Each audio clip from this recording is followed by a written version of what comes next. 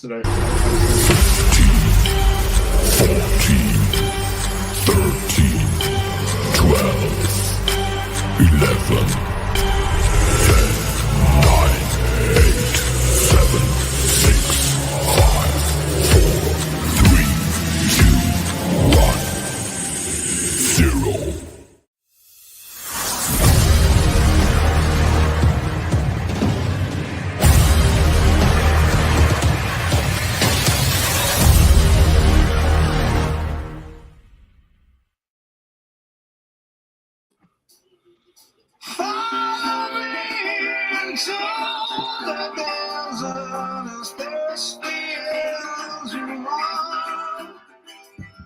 What's up, everybody? Welcome to a brand new episode of Granny's Peach Tea, episode 200 for us on this show. Yeah, it is a milestone episode for us, so we'll be looking into that, and we'll have a segment on ourselves a little bit to get this thing started.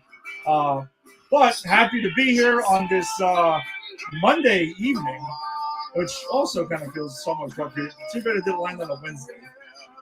I know, that was our original slot.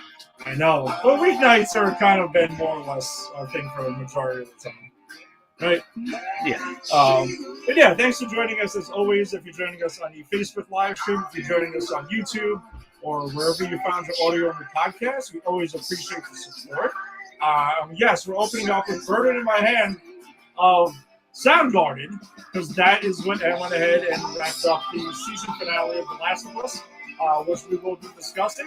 Season 2, we got those episodes 6 and 7 to get into. And also, our movie of the week is Swamp Thing from 1982. So we'll be running back the clock on that for a little while. But yes, excited to be here. As I mentioned, I'm Ed, and with me as always is Jason. Jason, 200 episodes later, what's up, man? What's going on? 200 episodes later, man. Just thinking back on all of the ways that I have killed time while you share out the show. There was a time where I started a church for Kal-El, and that lasted a while. There was a time where I was really into Unsolved Mysteries, and I did the whole Unsolved Mystery opening bit. Yes, I remember that one. But come on, the favorite. I mean, there was Game of Thrones at one point, though. Oh God, there was Game of Thrones where I would just come on and go, all right, guys, I'm just like staying up all night doing cocaine, watching 30 episodes of Game. I didn't do cocaine, but I don't do that. But I would come out, I was like a strung out drug addict. Like, I gotta talk about Game of Thrones. Oh my God. Everyone watched this over years. I'm taking it all in 3 days.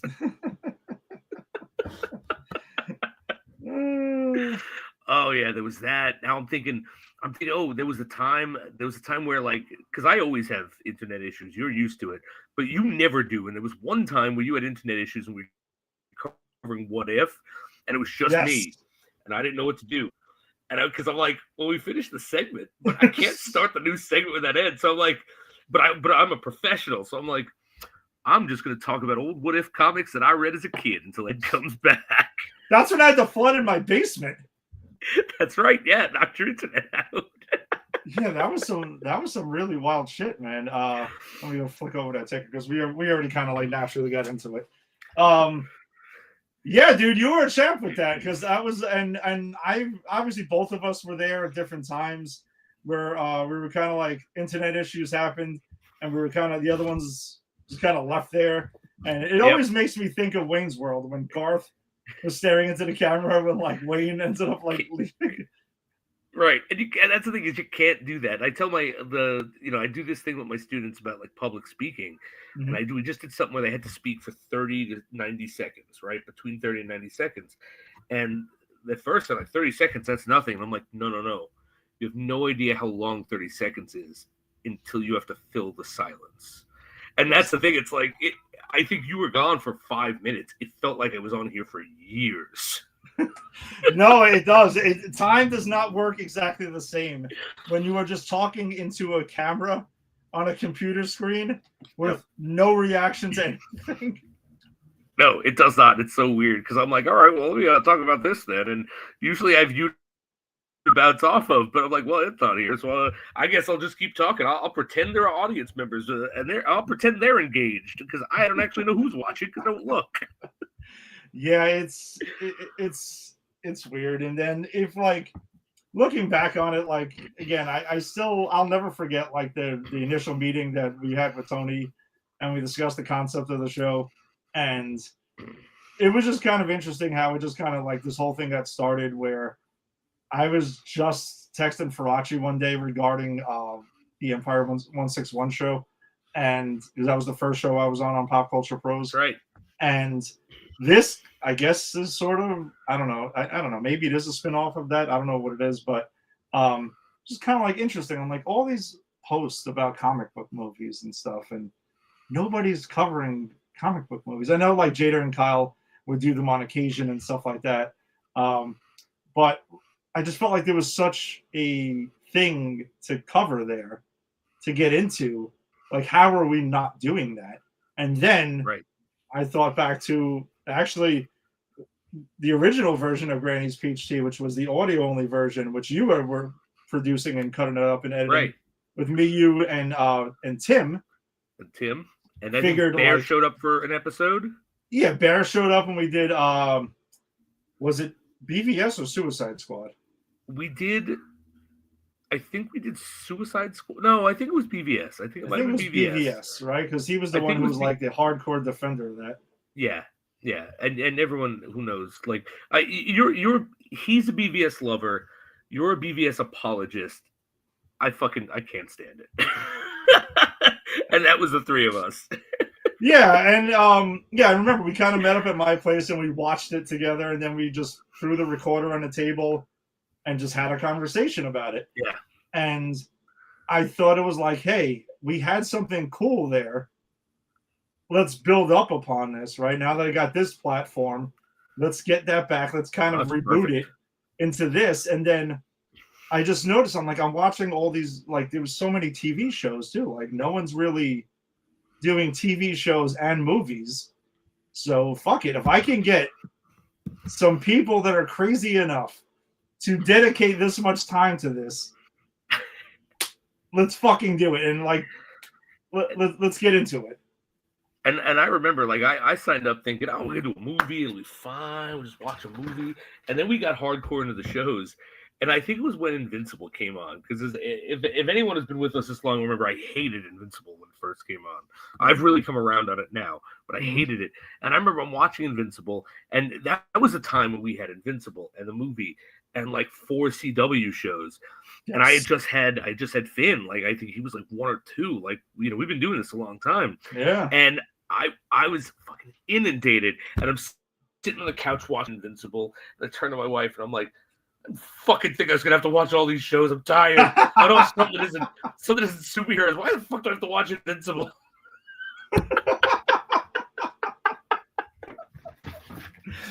And then you flash forward, and I'm like, I fucking love Invincible. It's great. I can't wait for it to come back. Well, that's right. I also think it's an interesting kind of like look back on the stuff, right? Like, again, this is our 200th, and there's been times where there's been certain things we've covered that have tested my patience as well. I'm not gonna lie. Yeah. There was like when we did Gotham Knights, and that was testing my patience. What was Natalie or Cassandra? No, it was a woman's name. Naomi. It was Naomi. That tested my patience. Naomi was testing the patience a bit, right? Like those two were around like the same time. So like, oh my God. Yeah. What else was there? There was I'm gonna be honest, the later seasons of The Flash and that last season of Supergirl. It was getting rough, dude. That was hard. I think I had to go back. I went back with The Flash and Supergirl because I was disliking where we were so much that I was like, I have to remind myself that I like these shows at some point. Yeah, and I do think like that's what I look back and I'm like, that's what's fascinating about this whole thing, right? Like, you know, we both love our comic books and stuff like that, and both love movies and TV and shit like that. But it's the journey that you go on with some of these shows and movies and like franchises and stuff, where there's ups and downs and things change. and your perspective of things that when we were younger versus now as adults. Like there's a lot of cool shit about it, and also like on double O. Oh no, sorry, no, I was about to call it double O deep dive, PCP deep dive, where that's even fun, right? Because we've done like the Bond franchise. There was Nightmare on Elm Street and everything, and those are stuff that I remember seeing as a kid and seeing it as an adult, and you kind of just. It's different. It's not. It's almost like in some ways you're watching something completely different for the first time. Yeah, no, for sure. And actually, I felt that I think the hardest when we did the Superman run, because I grew up with Christopher Reeve Superman, and I was never crazy about those movies, except for 2. I loved 2. Likewise. And I thought 1 was like, 1 is boring. But like on our rewatch, I was like, one is kind of the GOAT. I mean, I really appreciate it more. And then 2, I kind of liked a bit less. I was like, I still like this. It's still my favorite Superman, but man, did I hand wave a lot as a kid. Yeah, and we were in the same boat with Christopher Lee Superman, right? Because like we're both in our mid-40s now, so right. So we saw these movies as kids, and we grew up with them, and we both kind of saw Superman similarly, right? Like we're both for DC, we're both Batman. Well, we're both Batman, Spider-Man guys, right? So you can kind of tell the kind of hero we like. And Superman, all heroes. Yeah, exactly. Like Superman historically is not really that. And looking back on it, you're right. My thing was always that Superman the movie was boring, and Zod is the saving grace of 2. But yeah, Superman the movie is the better movie, like without question. It is. It is, yeah. I mean, it's not as exciting as 2, but it is certainly, as a film, the better movie. For sure. And the Zod stuff is still fun, but again, as an entire movie, we're like, is it worth it? Not really. Yeah, and then the Richard Donner cut was a way better movie. Way better movie. Absolutely way better movie, because it made more sense. But I think we can agree that 3 and 4 are still garbage. Oh no, nothing has changed there. The only thing we had to address, for the sake of Grogan, was which one is worse, 3 or 4, and that's always been like the thing. I think we disagreed, right? I said that 3 was worse because it wasn't really a Superman movie. I think I said it was a Richard Pryor movie guest starring Superman. No, that was definitely. But I think I came around to agreeing with you on this, because going into it, I was said 3 was better because we had the illusion that bad Superman made it better and stuff like that, but not really. Bad Superman was just dumb. Like it was just a bad idea. And Superman 4, as awful as it is, at least it was trying to be a Superman movie. Yeah, you got to give it that. You got to give it trying. That. And we did. Yeah, it tried and failed. But it tried. It failed to be a competent movie, but at least it was giving some effort there. In all fairness, it was a canon movie. Can you name a competent canon movie? Not a good one, because some of them are fun, some of them are good. They're not competent. So I'm glad you brought up canon, because there is another canon movie that is also another one that's linked to Superman 4. Okay. Right? Because remember, there's a couple of films that are actually linked to it, and it is part of the reason Superman 4 had its budget slashed so much. Is it Masters of the Universe? Masters of the Universe is the one that's directly linked to it. And we covered that one. And we got into that. But also, as a kid, I was like I loved Jean-Claude Van Damme. Right? Like I love my 80s action stars. Yeah. Cyborg was one of the movies that came out around the same time. And I watched that during COVID. I rewatched it. Happened to come on Showtime one day, and I'm like, you know something? I haven't fucking seen this thing in forever. I'm gonna watch this as an adult now. And that movie's fucking terrible. Yeah, no, it's some of those 80s action movies are not good that we love. Yeah, like I listen, for me, Bloodsport still holds up. But like Kumite. Yeah, and that fucking song that kicks in, the Kumite song, which goes on until like the end of time, which is by Stan Bush, which was also a big part of the Transformers, the movie soundtrack. See, it all ties in together. Oh, it all ties in. It all ties in. That's Oh, right. Stan Bush was master of 80s soundtracks. He is like on everything. Some shit you don't even realize. Yeah, no, and man, if only he could have done the score to that dreadful Transformers updated ones. God, you remember that? I think like that was the one that almost broke me. We're looking back. That Transformers run almost broke me. I almost quit the show. It was so I hated those movies so much. No, you did. You were, and I admit, that was another rough stretch that we went through, right? Because we did Rise of the Beast, which was the new one. That was fine. We enjoyed Rise of the Beast. Bumblebee. We also remember we didn't see Bumblebee, and we genuinely really like Bumblebee. Yep, that was a good one. But my God, the Michael Bay movies. The Michael Bay one, and they just kept getting worse and worse. And then the worst part for me was that for episodes after, even when we were done, I was like, "Hey, bro, I'm a scientist," because I couldn't get the voice out of my head. Because that's how I kept saying. I disassociated and became Mark Wahlberg while watching the movie. Yeah, he took you over. It was like, he possessed you briefly. Oh my God, was that the movie that I did the shot online? What was the movie that I was so bad that I wouldn't talk about it until I literally poured a shot in front of the camera so you knew it was real booze, and I did the shot and then I talked about it. Oh fuck, was it a Michael Bay or what was it? Supergirl? That might have been Supergirl. Because I think that was the first time I ever questioned, is this a movie? That's how bad. Like legitimately questioned. Legitimately. Yeah, and we decided it wasn't. No, it was not. It was an experience.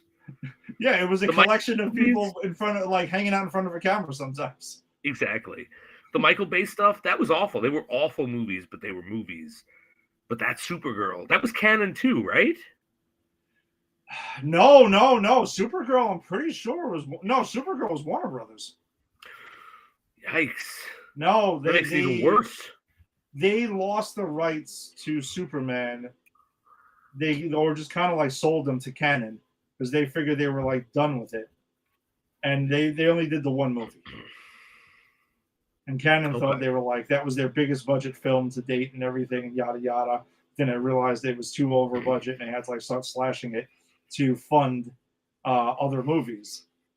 It wasn't enough to embezzle. Yeah, Masters of the Universe, and also RoboCop 3, which we haven't got to yet. That was in the future. Man, Canon is the Joker to our Jason Todd. Yes. It just took something we loved and destroyed it over and over and over again with a crowbar. And 3 movies in one shot, right? Masters of the Universe, right? We both grew up loving He-Man and Masters of the Universe and everything like that. And you get your live action movie and it sucked. Even as a kid, I hated that movie. No. I remember trying to like it, and it just wasn't happening. Superman, which not that either one of us were in love with it at the time, but still that's even was embarrassing for the time. And then as someone who, it turns out I absolutely love the original RoboCop. That's great. The rest of right? Yes, it is. But the rest of the franchise, not so much. I'll fully admit that.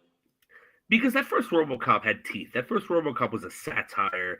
It was poking fun at 80s society. And then every other movie after that was didn't understand the satire, just understood a robot shooting people.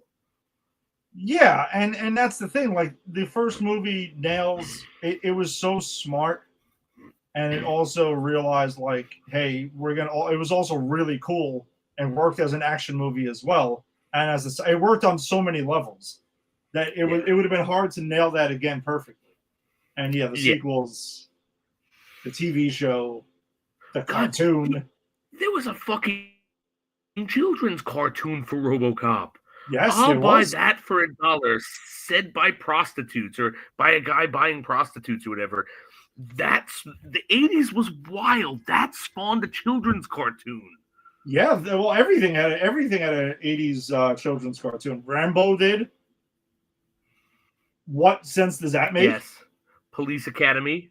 Police Academy, also completely inappropriate to have a kids cartoon and sell toys. I remember the toys Which, too. Like by the way, oh no, they were great. But I'll tell you this though, I want to do the entire run of Police Academy with you and Ginny. I really do. I want to sit down and force you all to watch Police Academy with me and talk about it. Yeah, I mean that could definitely be a deep dive for sure. Because those movies are something, man. I rewatched them not too long ago, maybe like 5 years ago, 6 years ago. Maybe I think it was during the pandemic because I have them on. I have the whole set on Blu-ray. Oh wow! Which I bought for $15 and that's exactly what they're worth. That is $15 of entertainment right there. Oh my god! The entire collection. Entire collection from the first one to the post Gutenberg era. Which was it Moon over Miami or something like that, or yeah, right, Miami. Operation Miami. No, but wasn't there a Moscow one after that, or was before? Oh, that? maybe there was. Yeah, I think there was. I think there were two of them after that. You're right. Yeah, there was. Shit, let me remind, because Gutenberg went to 4, which was Citizens on Patrol. No, 3 was Citizens on Patrol. No, it was 4. Are you sure? Because 3 is where we get like where we get like Bobcat Goldthwait as a like that's no. I think that's 2. No, I'm gonna two. Google Police Academy now. Look it up.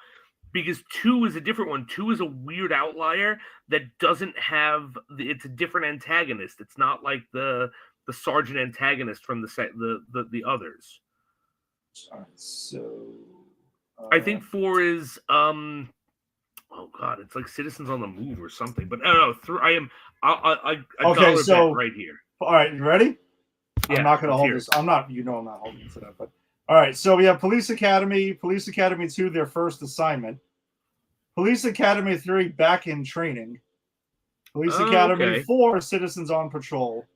All right. Gutenberg was out after the 4th one, though. And guess what? There are still 4 more. In training? There were 4 more after that. I owe you $1. I'm going to Venmo Police you Academy. $1. I'll buy that for $1. Police Academy 5, Assignment Miami Beach. Police Academy 6, City Under Siege, which I think that was the last one I saw.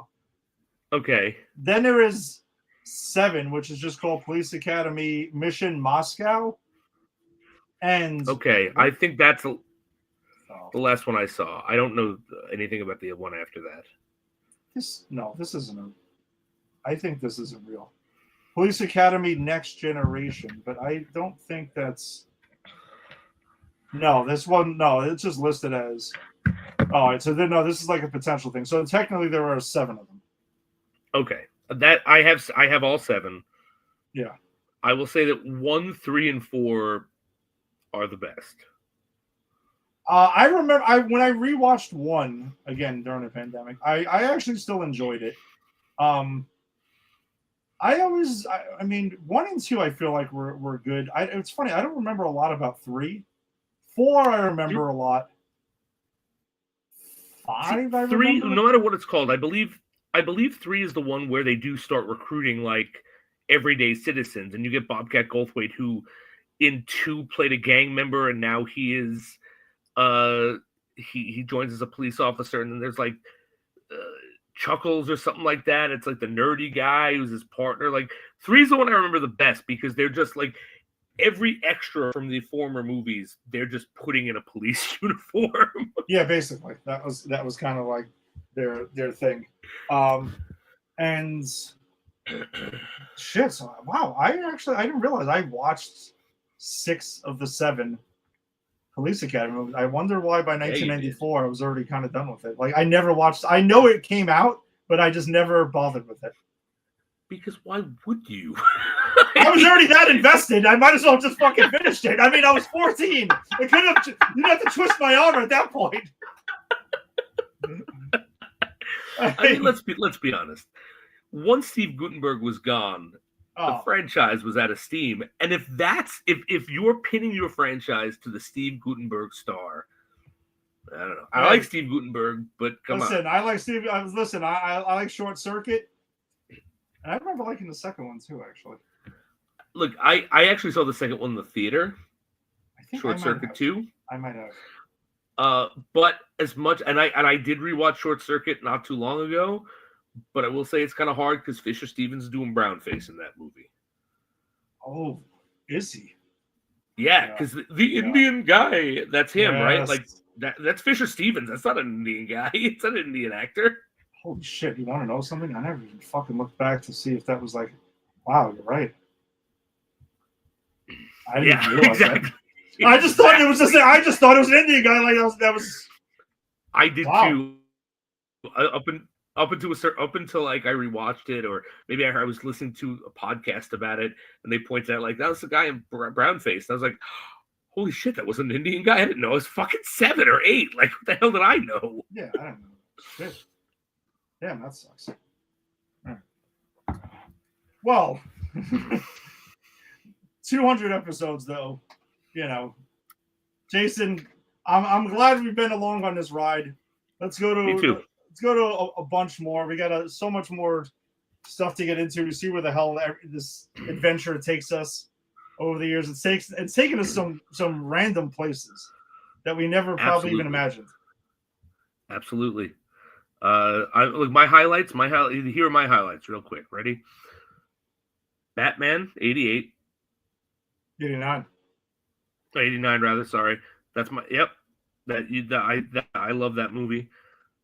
Most of the Batman stuff we did, that was my highlight. I'm gonna say, look, Watchmen, this recent Watchmen stuff, that's a highlight for me. I really enjoyed talking Watchmen. I'm also gonna say, let's see, I gotta have a third highlight. I think, third highlight, very clear. It's Legends of Tomorrow, because I never ever would have given that show a second chance if I didn't have to watch it for the show. And I went back. And I love that show so much. That's a CW show that at some point in the future I will rewatch that from start to finish. Nice. Shit. I will say, like, of course, you know, the Spider-Man run was a lot of fun and everything like that. Even though we hit, I think Amazing Spider-Man 2 definitely hit us pretty hard. That's a movie I avoided seeing until you made me do it, because we did the show. I had never seen that movie before. Listen, Angie, that was during I saw that during the Netflix era where they would ship DVDs to your house, and it showed up to the apartment one day, and I opened it. Because I know it's funny, Angie was doing the discs, and I was doing the streaming at first, and I'm like, what is this? And I saw it and I threw it on the ground. And I was like, why is this in my home? What the fuck is going on right now? And I decided I'm going to, and then eventually it came around. I'm like, I'm going to watch this thing. And I watched it in like 2 sittings because I couldn't finish it through the first one. I was so angry. It was so awful. But yeah, to go back to some of the old Spider-Man stuff, Batman 89 was also one of my favorite things to go back to get into, because that definitely brought back some like awesome nostalgia. Transformers the movie was also a big highlight for me. I mean, I remember seeing that in the Ridgewood Theater, and I'm pretty sure I talked about it. I was like 5. It may have been like one of the first movies I saw in the theater for sure. So that was big for me. And as far as the shows go too, I guess I don't know if I would have watched Invincible if not for the show. Like if we were just not doing it, that is one that I wasn't sure about. And also some of the video game stuff that we've kind of like Fallout and The Last of Us, which we will be talking about shortly. Yep. That was stuff because I probably would have been like, oh, it's based on a video game, and that usually sucks. So I probably would have stayed away from it. So I would have, I maybe would have shunned those, but I'm so glad I didn't, because both of those shows are awesome. All 3 of those shows, Invincible as well. Yeah. I definitely would have watched The Boys and the other stuff. Oh That- yeah. The Boys, I was just waiting. Like, it was one of those things that I hadn't watched any of it when we started, but that's because my MO was to wait till the show ends and watch it all at once. That's what I was waiting for with The Boys. Yeah. But it was definitely going to be watched. Friend of the show, Tim here, by the way. Just Tim, happy Thank 200, you, my guys. friend. Congratulations. Thanks, Tim.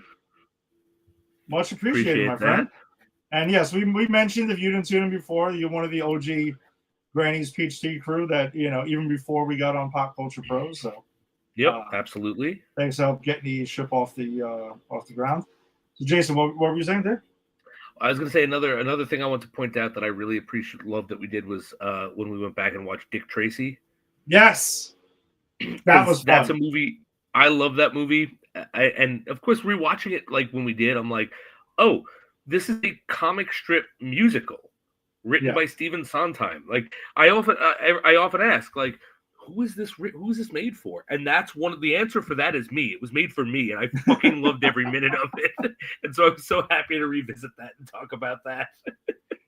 Yeah, it's just the highs and lows they're always interesting, put it that way. Even if we know that we're like coming into the show and we're about to like sign on and we're chomping at the bit or scraping at the door. Scraping at the door. Another one that was a lot of fun. That was fun to watch. That really movie. fun. Oh my god, that movie was batshit crazy.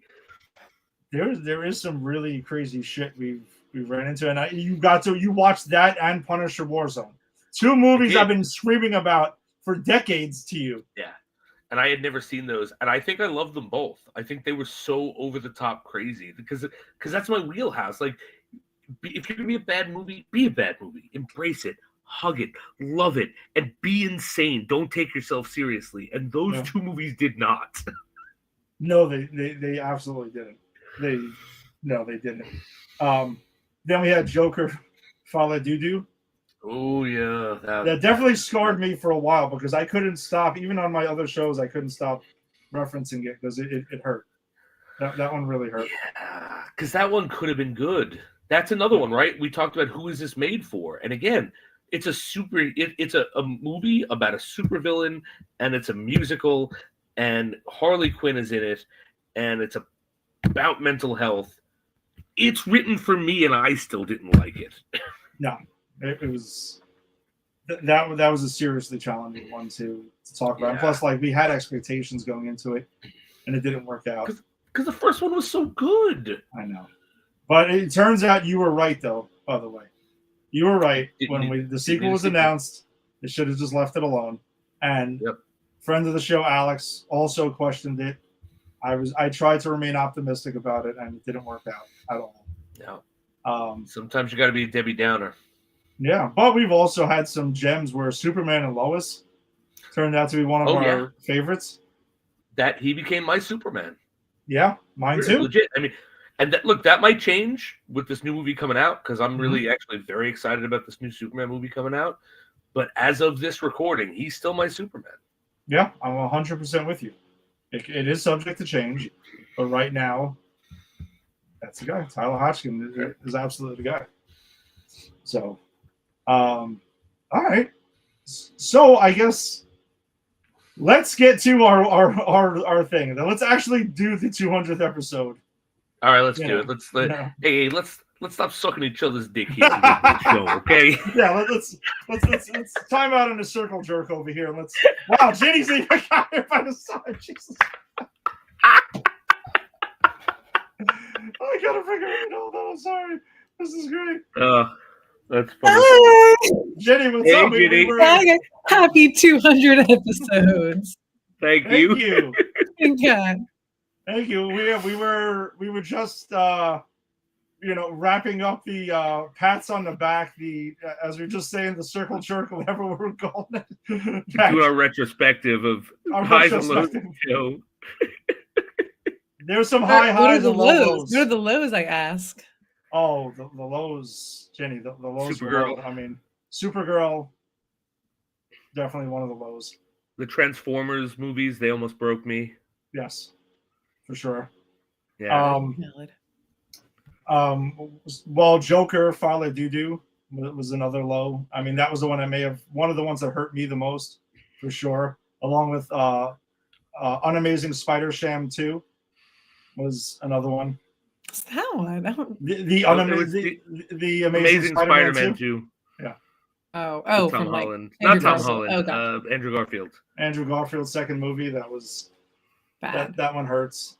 Let's see, what else was there that was like? I mean, I don't know, because there was some of the other there's some other bad ones that we kind of like didn't. So I don't know, like when we did Man Thing. Oh, That's I Marvel Swamp Thing, but that weird one. Virtually, right? yeah. Yes. It was a sci-fi movie. Right? Okay. It was a sci-fi movie. Go ahead. look, I'm going to argue better than we're covering today, but still not very good. Still not. Well, well, we can talk about that. I think.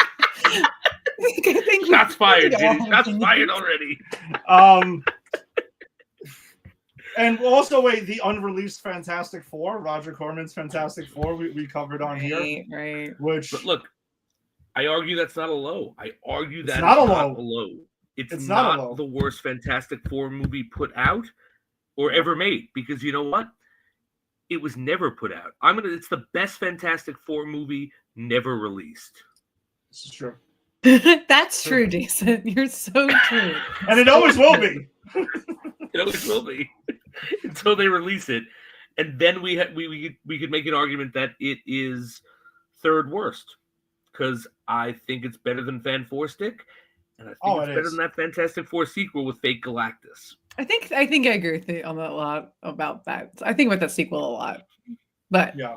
I still do love that whole series, which is why I'm not panicky. I just have to really think about the new Fantastic Four movie coming out. I'm very excited. There's like no one I don't like. There's nothing I don't like about any of it. I just have to prepare my heart. I think I have to I don't know. I got to think about it.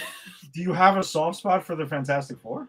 I love that. My Mother's Day gift was, or anniversary gift was I have to pull it up. It's a Fantastic Four. It's like graphic novel. But it's pretty cool. It's really new. Okay. I love the old Fantastic Four. I love that's kind of like the comics I do have that I actually read. I have Swamp Thing. I had the Alan Moore Swamp Thing that I recently read. I have Supergirl, the one that the new one's based on. I'm like checking that out. But I love the Woman of Fantastic. Tomorrow. What was that? Supergirl, Woman of Tomorrow. Yes, yeah. Oh, okay. It's funny. I was reading it to my girls because it was just kind of funny to read out loud. They couldn't see the pictures, but it is funny. It's super so when the writing is good, it's really I love it. I've heard it was really good. I think I actually might want to read that before the movie comes out, because I've heard it's also like a pretty different take on. It is, Car. and it's I could see it'd be very. I don't know if James Gunn is totally directing it or how much he has, but it's very James Gunn. It's very Guardians. Oh, he's not directing it. Was that No, he's not directing it. Okay. I'm sure he's just a producer. producing? But yeah, it's very Guardians. It was very funny and charming, and I was like, okay, kind of not naughty, not like adult, but just a little more PG-13, I guess. It was cool. So I had to finish that. Tim was going to join us. Maybe we'll have a 4-person panel for Fantastic Four. Ooh. Oh my God! All right, so we all then have to be one of them, right? I guess so. I mean, I'll be Ginny, you might have to be locked in. You might have to be locked in for this one. I mean, all right. So Ed, you're Reed Richards because you put this together. okay. Ginny is Sue Storm because I have she's 2 a woman. kids. Okay. Obnoxious brothers. All right. But then the tricky thing will be if it's Tim and Jason. Tim would. Tim is Johnny. Tim is Johnny. Johnny Storm. Really? Wait, I'm the thing. I don't know. I mean, Tim's a lot taller, a lot bigger than Jason. I mean, we might have to go with him by default as Ben Grimm. You know what? I mean, whatever. I'll be the thing. I'll fucking Yancey Street Gang. We all know who Jason would have to be in this. Oh, I'd be doomed. Yeah, because he he's been trying to take down the Fantastic Four since I've known him. So I mean, it's just it's a given. What's your heritage, Jason? Are you Eastern European? Latvian. I forget which the real one is and which the fake one is. I don't know. I rule with an iron fist. I was born here in America, and somehow I rule an Eastern European country. It's a very interesting thing, how that all works out. Tim, I just said you're sassy and you're hot-headed, and I feel like you well, maybe that's why Ben and Johnny are best friends and good. Yeah, they're frenemies. They're great frenemies. I mean, we listen. We if there ended up being more people, we could really go to who is She-Hulk at some point, because she was part of the. I mean, a lot of people were part of the Fantastic Four at different points. Who's your mole man? Who's who's your Galactus? Oh my god! All right, well, Faraci is Galactus, because he could cancel this show at any time by devouring the network. That's true. He can be Galactus. I guess if Jason is going to be Doom, then Tim can be Ben Grimm. And I guess maybe Rick is probably Johnny Rick Storm. is fucking hell. Rick is Johnny. Of course he is. Yeah, I can see that. I can see that. Shit. Then who's Herbie? Yeah, Herbie. We have Herbie the new. I can't wait. Yeah, we have Herbie now. Herbie's the platform. Herbie is StreamYard. StreamYard, the duck. And speaking of which, duck, make me some spaghetti. Exactly. Then I guess Jader is Mole Man. Somehow. Oh man, that's funny. I can't wait till Mole Man comes to the MCU. Seriously, it has to happen. Are you more excited for Mole Man, Doctor Doom, or Mojo? Ooh, that's hard. I mean, clearly it's Doom, but Mojo? I don't know. You've been really hyping up Mojo for a long time now, but I have been. You have an affinity for Doom, though, so. I mean, Doom is my favorite villain of all time, but man, I think I've talked about Mojo more in this show than anyone in the entirety of the Marvel run. I think I have mentioned the name Mojo more than the X-Men have. That's true. Maybe even some of the writers, like Chris Claremont and everything. You've definitely talked about it, more than that. But yeah, I don't know. We're pretty well. Actually, I think the tickets go on sale. If I'm correct, I heard it was Wednesday, because June 4th is when they're going to go on sale for Fantastic Four. Oh, really? Nice. The fact that it's June already, I'm I have to prepare for Superman. Your best friend is in it. Superman. I do know, which throws me off every time. My husband's he's going to be the best Superman ever. This and this and this, and I just have to go, oh, little baby David Cornswood. He's a lanky boy. And he's married to a girl that I knew better than him, probably. And I'm throws me off that both these two kids are married from my theater. I mean, Tim, and I love that he's obviously. Oh, yeah, of course. Yeah, of course. I mean, Tim, that's going to be a packed. That's going to be a packed show, because Tim's going to be on that. We got to have Ginny on that, and Grogan might want to be on that. Yeah, listen, our all-time high was Zack Snyder's Justice League, and we had a 7-person panel going somehow. Jeez. We had our own Justice League. That was a Justice League-esque. Yeah, we did. We definitely did. That was so packed we had to have a second episode, because a lot of us didn't get to, a lot of us, I didn't get to bash it as much as I wanted to. I had more points to make. Yeah, exactly. There was just more on it that we had to. But all right, so Ginny, you're here though. So should we just do you want to go out of order, and do you want to just go to Swamp Thing? Yeah. Did you watch The Last of Us? No. I've been kind of spoiling it for myself. I only knew the first game anyway, so I watched the first season. It was, I knew the beats, but it was good. I just haven't seen it. No, I'm bad with my TV shows. So I haven't seen it. You can spoil it for me though. Because we're going to say we're going to spoil the shit out of it for you. So that's fine. All right, so then, well, I guarantee you're going to participate more than at one point we had someone who used to kind of just hang out during the TV segment and just be there. But Jenny, you've played the game though, so and I have not. So we can. That's the first one though, because this is the second game, right? The second season is the second game. Yeah. Totally, and then that's it. And then there's no more seasons. Well, no, there's a season. There will be a season 3. Yeah. They're already talking about a season 4 because the writers have basically said they can't wrap up these arcs in this amount of time. So this is where writing a TV show versus the game, I guess they'll have to kind of like Game of Thrones this shit and kind of just go out on their own. Interesting, because I think that because that first season they did it, like they nailed it. That's the first game. The game. They did, right? I don't know, and it was perfect. And they even added in some cool stuff that was not really gone over. They added in the downloadable content, the DLCs. But yeah, for this, like clearly the way it ends, there's got to be more seasons. But I was left going, I guess I got to play this game to see how far in the game they got. So I was going to tell you that everything I've heard about the ending, because episode 7 is the finale, right? It is 2 episodes shorter than season 1, and the way it ends, so I think that's how from what I understand, that's how the game went, where they were going to give you Abby's perspective because it even goes back to day 1.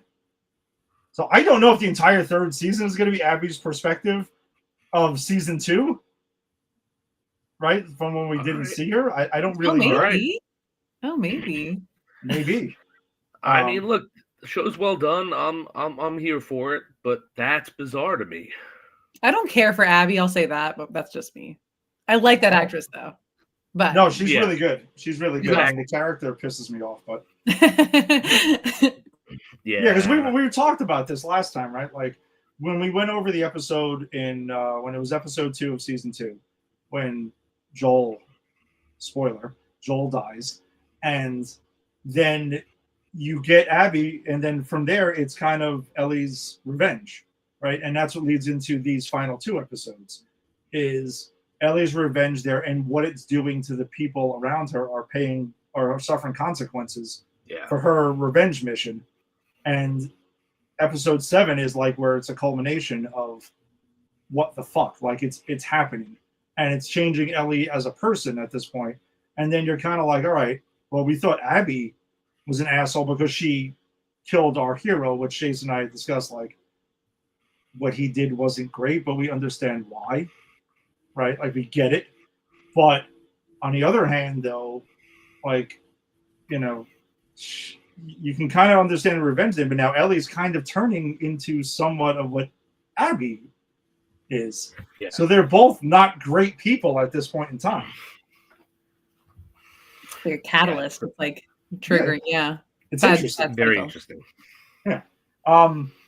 So Jason, you want to hit on episode 6, and then you want to focus on 7? So I think episode 6, in my opinion, episode 6 is the best episode of the season. We go back, it flashes back. We were talking about how come she woke up and Joel is there, and it's because she's having this flashback, and we pretty much get year by year how their relationship builds and then is destroyed and then is almost rebuilt again. And it's them coming to this new place. They're newcomers. Joel wants to get her a cake. She's very excited. It's her birthday. It's very much like a kid with her father. And then as she's getting older, she's, she's lashing out. He catches her with a girl. He's really not cool about the lesbian thing at first. And she's like, fuck you. This isn't a phase. And, but he's trying. And that's what I think is really interesting. He's like, all right, well, she's like, I'm going to move out into the barn. He's like, just give me a day or 2 to fix it up. You're right. You need your own space. And so you kind of see these 2 parents, the parent-child, growing and then growing apart like parents and children do.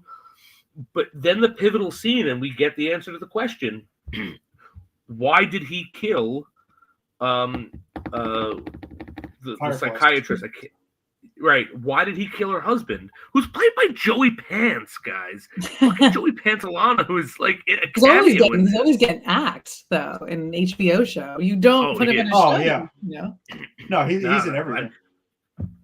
And actually, it's funny because when I did my Sopranos rewatch, the one thing I remembered from my Sopranos rewatch was Joey Pants getting killed because he kills the horse. If you remember Ed, that was another thing. I was always like, that was another bit you had. Horse. Yep. Well, and also let's not forget, he was Ben Urich in Ben Affleck Daredevil. Yes. Well, I probably know him best as a kid. Yeah. He's so good. He's so good. I love Joey Pants. He's great in awesome. this. The short scene he has, and so he gets bit, and it's a beautiful scene. He's like, I just want to see my wife. Tie me up, take me there. I got a couple hours, then put me out, but I got to see my wife. And this is the moment that tears Joel and Ellie apart because he promises her, "You go and get the horses. I promise you, we'll take them back." He fucking executes them, and she comes back and sees it, and so they go back, and he tells the psychiatrist, like, "Oh no, he asked for death. He faced it bravely," and it's a beautiful thing because he's like, Joel tells him, "Tell me what you want me to tell her." And he's like, "I don't want to tell her shit. I want to hear from her. I'm dying. I need her to. I want to see and hear her again." Mm-hmm. And Joel doesn't give him that. Ellie is really upset, and that's where the rift starts. And he's spinning some bullshit, and Ellie says like, "No, that's not what happened," and tells the truth.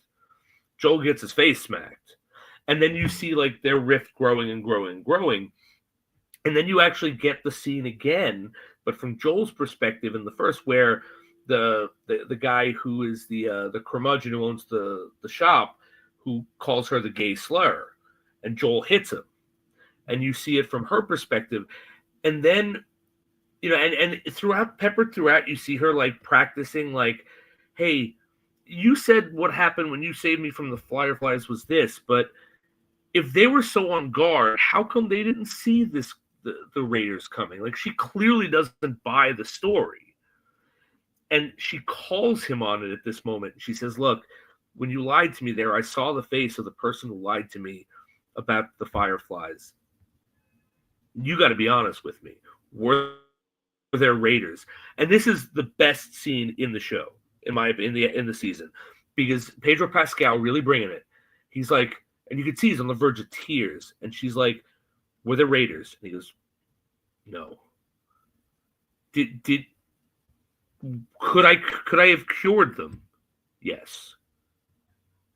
Did you kill them to save me? Yes. And she's like, "Why did you lie to me?" And he's like, "Because you are going to leave me. And now you are going to leave me and turn your back on me." And she says, "I don't know if I can forgive you for this, but I want to try." Aww. And the heartbreaking moment is when you realize this is the day before he's murdered. Yeah. And so it really supercharges every decision she has made up to this point. And this, in my opinion, the best episode of the season.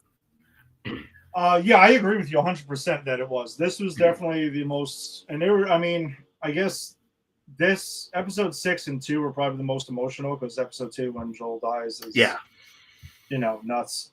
And also I do want to mention though, like in the beginning of the episode, we get Joel and his father. Yes, I forgot about that. Yep. Yeah, so then we get that, which by the way is also played by, which every time I see this guy, I scream Swordsman, and I point at the screen. Oh shit, that is Swordsman. It is the Swordsman. It's stop calling from Hawkeye? Yes, from Hawkeye. From Hawkeye, He's in Daredevil Born Again. He's his dad? That's He's great. looking everywhere all of a sudden. Who is he? Yeah. Yeah, he plays Joel's father in this. And he's talking That's to. a great scene too. Yeah, he's telling this whole story. Like he's talking to. It's a flashback. It was like Texas 1983 or something like that. And Joel is basically sticking up for Tommy in a situation that he had gotten himself into. And we find out that his father does hit him at times and stuff like that. And he even says, like, maybe I've gone too far at times. But then he tells a story of how his father broke his jaw one time. right? Yeah. For going, I think it was like stealing candy or something like that, or some shit like that. And he mentioned about his father saying to try to do a little bit better than him. And he was telling him, I'm trying to do a little bit better than my father, and I want you to do a little bit better than me. And that was kind of like foreshadowing his situation, because he does say that to Ellie at one point, that he's trying to do a little bit better than his father, and he's not going to put his hands on Ellie there. So I thought that was also an interesting lineage thing that was being passed on. He I does agree. it.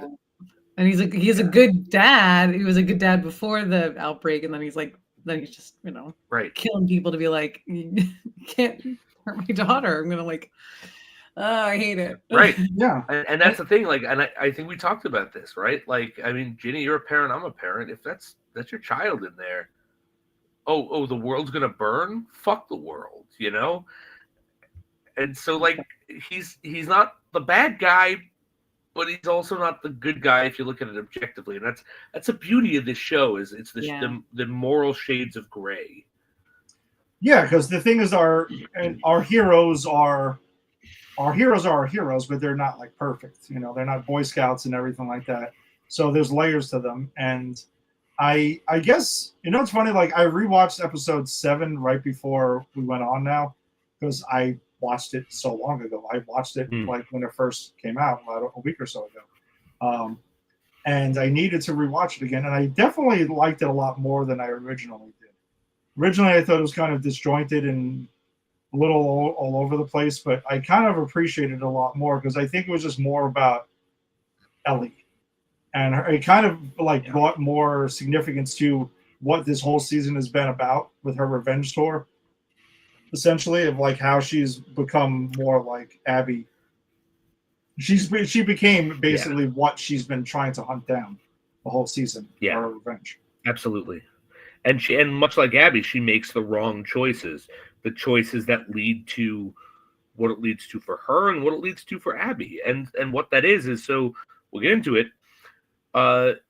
She comes back. We have this whole Joel thing. It's over now, like the flashback. She comes back. She's talking to Dinah, there's this really cool scene where she's got the arrow in her leg, and I forget his name, but the Jesse. Jesse.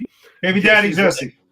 Baby daddy Jesse. Jesse's like, take a swig of this. Gives her some whiskey. And she's like, no, I can't. You can't let me die. I can't die. And he puts it together like, shit, she's pregnant. Mm-hmm. That's my baby. And like, he pushes the arrow through, and he confronts Ellie like, she wouldn't drink. She says she can't die. You know what's going on. And she lets it slip like she's pregnant. And he's like, fuck you, I knew it. That's my baby. Now I can't die, which is heartbreaking.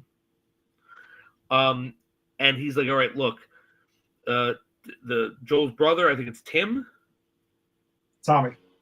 I know something with T. Terrible with names. But 200 episodes in, I still can't remember anyone's name. Listen, blame Tim for popping in and out. That's what happened. He threw you off.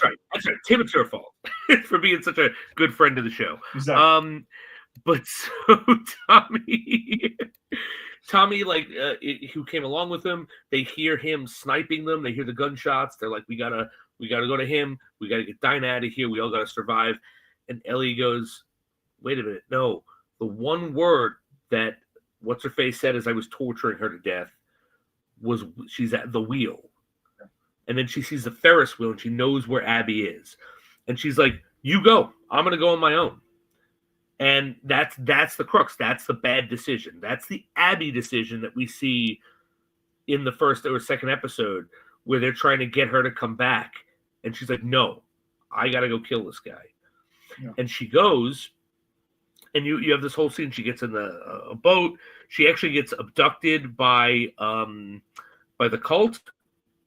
Yeah, well, which I want to mention something about that scene, though. Yeah. So she's on her quest. She's on she gets knocked out of the boat because of this tidal wave that's going on. It's pouring. There's a monsoon going there.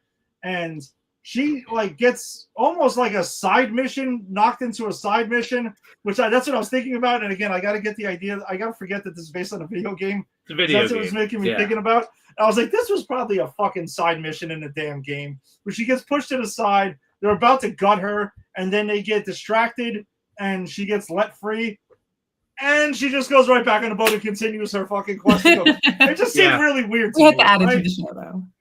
I agree that Right? I agree that was weird, and I'm sure it will play out next season, but it does not pay off in this episode. And you're Because right. In fairness, you're right. And the whole thing of the wolves are attacking, are doing this big push to attack the cult. We see the guy, the leader, Isaac. and the woman who lost her kid, Isaac, and he actually has a great scene where she's like, why are you so obsessed with Abby? You in love with her? You would be the first old man who'll chase young Tail or something. And he's like, no, I'm likely going to die tonight. You're likely going to die tonight. She's the future of this. She's the next leader. Mm-hmm. And that's a cool moment. And so, so the cult is kind of pulled away because they're doing an attack on their home base, which we don't see any of because we're just following Ellie. Ellie then goes to the wheel, and this is the scene, right? This is the scene where she becomes Abby, where she runs into the two people in Abby's party from the beginning who were the most humane. The one who I think gave the injection to make sure that Dinah lived and advocated that we're not here to kill anyone but Joel, and the one who wanted to bring Abby back and also advocated we don't kill anyone but Joel. And she pulls a gun and she's like, you tell me where Abby is. Or Abby, and you bring that fucking map and you both point to it and it better be the same spot. And the guy's like, all right, okay. What's that? I thought it was really smart of Ellie to go with that kind of a strategy. Like, listen, you guys are just going to both separately point at this damn map. Yeah. You better have the same location. Basically, or she was going to fucking kill them. Essentially, I think that's the way this is going to go, in my opinion. Exactly. And he even says, she's going to kill us anyway. Don't do it. And she's like, I'm not like you. It's ironic. Telling herself. Because, all right, so then he then reaches for a gun. She shoots him and clips the woman. And then she realizes she kills him right away. And the woman's dying. And she says, come over here, bring a knife. The woman's pregnant. And she begs her to open her up and save the baby. And she doesn't. Well, because, well, hold on. So what did you think she did it because she didn't want to do it because out of, like, she was angry? Or do you think she just simply was like, I can't do this? I think she did it. I think she didn't do it out of fear that I can't do this. Yeah.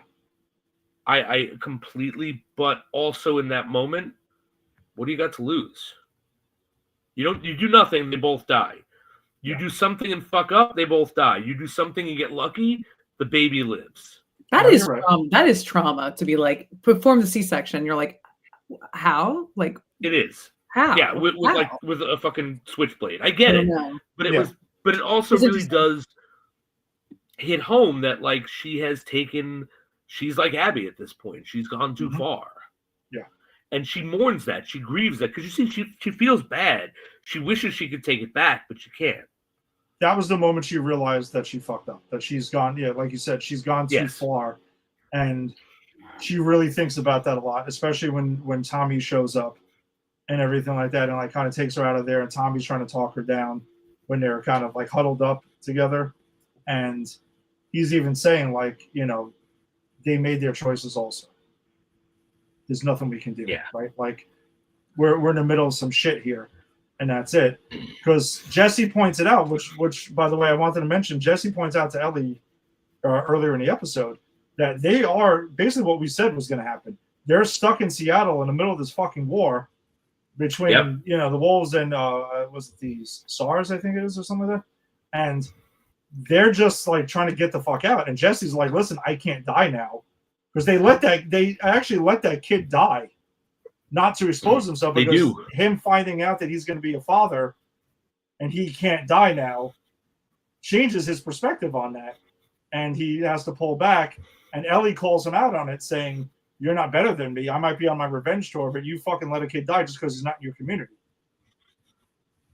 And Jesse, to his point, has kind of been a squeaky clean hero up until that point, and then we see him even sort of kind of getting his hands a little bit dirty. I mean, I can understand where he's coming from a little bit there, but not yes and no. I don't think he's wrong, because he does say there's 6 of them and 2 of us. Like, we're gonna die if we intervene. There's no question about it. Yeah.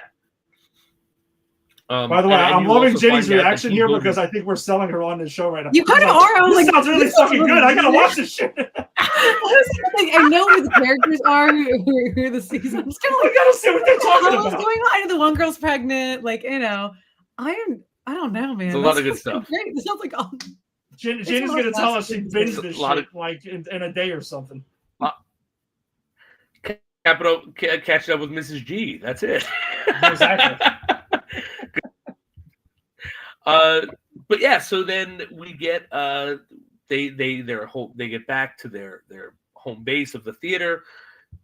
Really great exchange where she's like, "Thanks for coming to get me," and Jesse's like, "How do you know how do you know I wanted to? How do you know Tommy didn't make me?" And she's like, "'Cause you're a good guy." And she's like, "Did he make you?" And he's like, "No, I wanted to." And she's like, "Why?" And he goes, "Because I know that if I were lost out there, you are someone who would like burn the world down to come get me." And she says, "Yes." Yeah, reestablishing their friendship. Right. And then you hear some gunshots outside or something outside and they run out. And this is harrowing because they run out and Jesse gets shot in the fucking head. And he's dead. As soon as I'm assuming he's dead. And then Ellie takes cover, and it's Abby. And Abby's like, "I'm going to kill this guy." And Ellie's like, throws her gun. She's like, no, don't. She's like, "You." And she's like, "No, please don't kill him." And she's like, "This guy just killed my friends." And Ellie goes, "No, I killed your friends. I was looking for you." And Abby has the same reaction all of them have. "But I let you live," which is kind of funny because it's like, yeah, but you also murdered her fucking father in front of her. I mean, Joel let you live, but you're still coming for him. And then Abby puts the gun up and she pulls the trigger, and black goes to black. We don't know what happens. And then, as Ed said, we kind of go back to day one, and we're following Abby. So we don't know what happens to Ellie. But you think this is end of episode 7? That's the season finale. That's exactly how it ended. Wow. And season 3, again, to my understanding, for someone who did not play the game, that in the game they show you Abby's perspective because they label it throughout the season 2, day 1, day 2, day 3. So my guess is that you just push back to Seattle. Day 1, we'll see day 2, we'll see day 3 through Abby's perspective. And then sometime in the middle of the season, we'll find out what the fuck happened to Ellie with the gunshot. And like, is Jesse dead? I mean, he seems pretty fucking shot in the head. Hey, we've seen crazier shit. He could be in a coma or something. Who knows? Could be. Yeah, I don't know. I would imagine he's dead though. He seemed pretty fucking dead to me. Which yes, Tim. Tim is watching. Yes, the death happened on camera, so that means it actually happened. It didn't happen off camera, which you can in TV land you can suspect maybe didn't really happen. Tim's always stuck by that. And that's a good point, though. It's a very good point. Yeah, but I think overall this season very strong. I would say I don't think it's as strong as the first season, but I think it's damn close. And I think Bella Ramsey really comes into her own as Ellie in this season. And I think the fact that we got a bunch of good episodes without Pedro Pascal. Yeah, I mean, that's amazing. Because he was the catch. So I highly recommend this series. Yeah, I do too. Like if you've played the game again, which I haven't, but I would imagine if you're a fan of this franchise, highly recommend season 2. If you haven't finished it yet, I mean, I'm hoping we didn't just spoil the shit out of you for the ending. But it is what it is. This was really good. It was a great season again. I agree with Jason though, 100% that like season 1 I liked more. Right? Maybe, you know, I don't know. For whatever reasons, I did enjoy season 1 more, but I'm really looking forward to season 3. I'm hoping it doesn't take forever to fucking get here because I got to know what happened. Same. In that last second there. I have to know. And also, you know what? You let a couple of years go by. Bella Ramsey got older. You wrote it off because it was in the future. That makes sense. You end like that. You're going through day 3. We can't see geriatric Bella Ramsey like, oh, you killed Joel. You know, I'm going to get my revenge. You can't have that. You got. Yeah, but we can't get that because I mean, listen, this is the year we're getting the last season of Stranger Things, and we're definitely going like 80s style where these they're adults playing teenagers. Unless they're writing in a time jump. I didn't look that up, but like they have to write in a time jump. You just have to. I got to admit, I've been out on Stranger Things since the second season. I'll go back when it's done and I'll watch it all from the beginning. No, I'll watch it all. Like it's one of those things where I'm like, I look, you put 3 years between seasons. I can't care. That's why I never really got into The Sopranos because it was too long between seasons. My attention span is not that long, and I have a pretty long attention span for an American. But I couldn't do it. But having said that, I will go back and watch it all. But I do hear like I see these kids and like these kids are like, I don't know, like some of them are cashing their fucking Social Security checks. It's like, whoa. Oh wow, Farachi, look at you, my friend. It's gonna be a deep dive. It is gonna be a deep dive by Boss Man. Maybe we'll get an opening segment of you catching up on Stranger Things. You know what? When it ends, absolutely, we will do catching up with Mr. J, and I will tell you like my feelings for Stranger Things because again, I love the 80s, I love D&D, I love that first season. I think that first season is one of my favorite seasons of anything. Mm-hmm. So you know, we'll catch up. I'll let you know. Jenny, I'm assuming you're a Stranger Things fan also.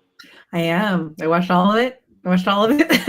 I want to see the Broadway show. I want to see the production. Oh, I do want to see that. I don't know how I feel. I like the first 3 seasons. Then I'm kind of out. But I'm burned out. No, you didn't like season 4? What's that? You didn't like season 4? I don't know. Wait, was that? That's what Eddie. Come on, with the whole. I did. Yeah. Oh, we all loved Eddie. Sure. My sister loved it more than me, I think. Okay. That's fine. It's okay. Yeah, I was gonna say he was a really cool character. I mean, he's our fucking Johnny Storm. He was the best. No, he was like the best part of 4, I think. Absolutely. Yeah. Chrissy, wake up! Oh no, absolutely. And he also did Master of Puppets and everything, and the fucking. I know. He was the coolest. Yeah. I thought it was great. That was a great season. That was better than season 3, definitely. But then I don't. Yeah, know. I agree. I think 4 was better than 3. Definitely, but I'm like I'm a little burned out. They make you wait forever. I know. That's why I'm glad. I think they're releasing season 5 all this year, but they're like in sections, which is fine. I mean, I get it. It's the last season. And I think the last part is supposed to come out on New Year's Eve. Yes. If I read that right, that's fucking crazy. They were like, well, it's like they said November, December, New Year's is the breakup, which is good. It's better than Bridgerton because that's why I can't even do Bridgerton anymore because Bridgerton was like, where the new season's coming out and next year 2026. I'm like, what? Yeah, you got to get it every year at least. I hate every it. Year. All right. Well, we will see when again. Hopefully, The Last of Us season 3 doesn't take 10 years to get back here, and we'll see how that goes. But that does bring us to our movie of the week. So we've been following up with us, we've been doing this whole Alan Moore run over the last, it feels like for a while now, and we've got our last 2 movies we're doing on this because yes, as we talked about offline before. We will be doing the Return of Swamp Thing next week to do this because we can't. Wow. Okay. Wow, wait. Are you out on that, Jenny? You're hard out on the Return of Swamp Thing? No, but you know what? No, yeah. Heather Locklear. I don't know. No, thank you. I don't need to see that. I mean, that was the thing that was hooking me in. That was the selling point for me. Jesus. For what? Heather Locklear. I don't know. Yeah, I don't know. Well, either way, so we got into Swamp Thing. You know, we've done V for Vendetta. We did Watchmen. We watched a whole lot of the Watchmen for quite some time. Oh, we watched the You watched the Watchmen. TV show? The TV show too? We watched the TV show, but didn't cover it for this. But we watched Okay. the theatrical cut. We watched Right. the ultimate cut because we skipped the director's cut Mhm. because we found that, and we did both chapters 1 and 2 of the animated Okay. adaptation from last year. I remember So And We we learned did a lot talk about about the the show. Watchmen. I actually yes, I actually did watch a recap video because I did watch it, but I needed a recap video to remind me what I thought about it, like because I didn't remember what was what. So we did in essence, I think, touch on everything Watchmen except for Watchmen Babies which was on The Simpsons. But you know, that's another story. well, which is kind of in a way how I think we're going to tackle Swamp Thing because we figured this out though that we all three of us have slightly different perspectives on it because we've all seen the movie, right? Which we're going to get into in a second. But Jason read the Alan Moore Swamp Thing run, and both of us watched the DC Universe /CW show. Yeah. So we've kind of got all angles And- of Swamp Thing to. And and then I told my husband this too. I was like, I remember watching this movie. It was like when I was post-graduated college, and it would be on TV, and I would wake up early in the morning and it would be on. So I watched it in like increments, being like, what? The Wes Craven did a movie? Like what? I guess I don't remember this as a kid. But I remember that there's a USA TV show that was Swamp Thing. That's what I was thinking of. And that's Like, what I guess I did. Oh I- yeah, only I watched forgot the about beginning of it. that. And Yeah. I was like, I don't know what this is, and I would turn it off. But I confused this, I think, for this movie is what I Okay. thought was on USA.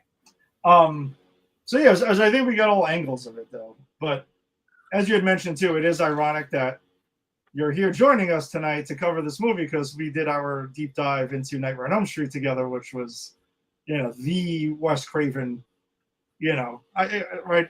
That and Scream Yeah. are really what he's mostly known for. Yeah. We saw Wes Craven at his best, and now we're here together to see him at his worst. Or Ooh. a weird, Wow. a weird in between stage where he was like, Last House on the Left, Hills Have Eyes, Swamp Thing, and then Nightmare on Elm Street. The weirdest in between. And I will make it. I think there's both things going on from his previous movies into this one. Yeah. So All right, I'm excited yeah. to So hear this. again, for those who may not be familiar, yes, Wes Craven directed a Swamp Thing movie in 1982. And I guess we can go with overall thoughts around because I actually want to really talk about the cast of this movie because the cast of this movie is completely off the wall because I know a lot of these actors from completely different things and not this. I had no idea they were in this movie. One of my favorite like side like not like actors like movie actors but like one of my favorite character actors, TV actors is in this movie, and I had no fucking idea. Ray Wise, Laura Ray Palmer's Wise. dad from Twin Peaks. Oh, right. He is from Twin Peaks. That's right. Yes, So but he's in a ton of Ray stuff. Wise. Yes, because Ray Wise, for me, was in the thing I know him from is RoboCop, right? Because he's one of the Oh, yeah, right, he's he's one in of the there. goons Yeah. in RoboCop. Of course he is. He's the guy who goes into the club and everything like that. That he grabs him by the hair and everything, and he's like pulling him out of there. That's right. And also he was on 24, which is my favorite. Tied for favorite TV show of all time. Seinfeld and 24 are probably still like my favorites things ever. But he was on 24 also.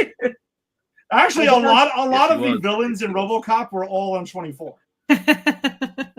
So- which is really random. he was also in a show, and I forget what it was called, but it was a show I was slightly obsessed with early 2000s, mid to late 2000s. About he played the devil, and the whole thing is that there was a guy who worked at a Home Depot like store, which is why I was obsessed with it because I worked at the Home Depot at the time, or I just started teaching like around that time, so I just stopped. And he had the guy who worked at the Home Depot, his parents had sold his soul to the devil, which was Ray Wise. And Ray Wise was like, I'm not going to take you to hell, but you're like my bounty hunter. Souls escape, and I'm going to give you vague clues on how to get them back. And it was just a really, really fun show. And Ray Wise just showed up as a really charming devil. He And, does look like the God, I devil. wish He I does could look remember Kind like of does do that. I can see that. He absolutely does. And I'll never forget, like, one of the bits was because every time you see him, he's doing something fucked up, but like insidiously fucked up. And at one point you see him running an AA meeting where he's like, all right, so you've all gotten to the next step. You go to your favorite bar and you order your favorite drink and you don't drink it. You just look at it. And if you pass that test, you're cured. And then the next time you see him, no one but one guy is in the AA meeting. And he's like, you know what? You passed the test. You're cured. You can start drinking again. Like, it was stuff like, it was just really funny. And then also it was like kind of like Buffy the Vampire Slayer light, where this guy and his friends are like fighting demons and shit. And like, so I got a soft spot for Ray Wise. Holy shit. I'm going to tell you the truth. I did not know how intertwined Ray Wise is also with us. So he was James Gordon in Batman the Killing Joke in the animated adaptation. Was he? Yes, he was. I'm not supposed to say these things, but I mean, he was in Jeepers Creepers. He's in Jeepers 2? 2? What? 2? He's in One 2. I and- know he's one definitely and three, 2. apparently. Oh, 1 and 3. Whichever checks out. I'm sorry, Who was Jason, he in I had Jeepers to- Creepers? He's like a farmer The dad. show that shall not be, the movie that shall not be named. Who was he? We all know Let's see, what is he listed as? Holy shit. Guess what, Jason? I didn't know Justin Long was in that movie, but guess why I didn't know that? Because I've never watched it. Because we have a pact, and I didn't do it. They don't have his character Good. listed. We that. have a pact. Guys, good. Yeah, there's a pact because Jason said he would never watch 28 Days Later as long as I don't watch Jeepers Creepers. Yeah. Watch it's 20 your- Days That's Later. our pact, and I've still never seen it. Jenny, Oh, Ed hates that Jenny, movie. I like Ed Jenny, hates I that like movie. you. Stop. Don't do this. I won't. I've never seen. I'm 28 days. 28 days, right? 28 Days Later. It should have been 28 Days, like with Sandra Bullock, that Grogan was cut out of. But Oh my gosh. yeah, there's a whole thing with that. Oh, But I right. like that movie. Dude, don't let Grogan. I hope he doesn't hear you say this because he was cut out of that movie. He was an extra in that. I know. It would have been, look, the only reason I saw that movie was because he was supposed to be in it. And Oh then my he wasn't. gosh. And I went, it'd have been better with him in it, but I mean, it was all right. Wow, he was in a lot of shit. I did not. He's a baby in this. I love Ray Wise. Yeah, I didn't know He he was is a out. He was baby. also in Jurassic City and Big Ass Spider. Chillerama. Wow, he's in See, some he's really one of bad those shit. guys that he's the definition of a working actor. Yep, Genre actor. for sure. Yeah, he is really. Twin And Peaks, he's Laura though. Palmer's dad in Twin Peaks. Oh my god, he's in a lot of shit. Like really, really all over the place. I think that's why when I watched this though, I was taken by him. I was like swept off my feet a little bit because I was like, why are you so sweet and dashing, Ray Wise? I only know you from like the worst. This is why I also can't get behind Benedict Cumberbatch sometimes. Because the first thing I saw him in, he really messed me up. So everyone's like, we love Benedict Cumberbatch. I was like, I don't trust him. You know? What was the first thing you saw him in? Atonement. Have you seen Atonement? No, actually, I haven't. Ooh, it's He's in very Atonement? it's sad. Well, it's sad, but then he's horrible in that. Yeah, Oh, dude. wow. Who is he in? He's like, I I'll just never gonna. I He has saw a that line movie with him that I once was many, like, many I years don't- ago. He's like evil. That's also that's like who else is that like? It's like Noah Wiley for me too, because not because of ER, because of the Jennifer Lopez movie Enough. He plays such a bad guy in it, such a sleazeball. Mhm. I can't get into him as like a leading man. Okay. Interesting. That happens. Interesting. It's like when I hated Joaquin that's Phoenix fair. for a long time Yeah, I'm sure, of course. because of Gladiator. I still stand by that. It's one of the most evil, despicable characters I've ever seen in my entire life. Yeah, so Ray Wise is our Dr. Alec Holland in this. Alec Holland. Dick Durock is Swamp Thing, who I'm actually kind of curious what. Oh shit! I gotta look to see some of the other shit he was in. Adrian. He looked familiar in the costume. He did. Yes, he did. He was in Raw Deal. Like he with gave Schwarzenegger. like. Okay, it was his facial expressions. He would always do this like look back like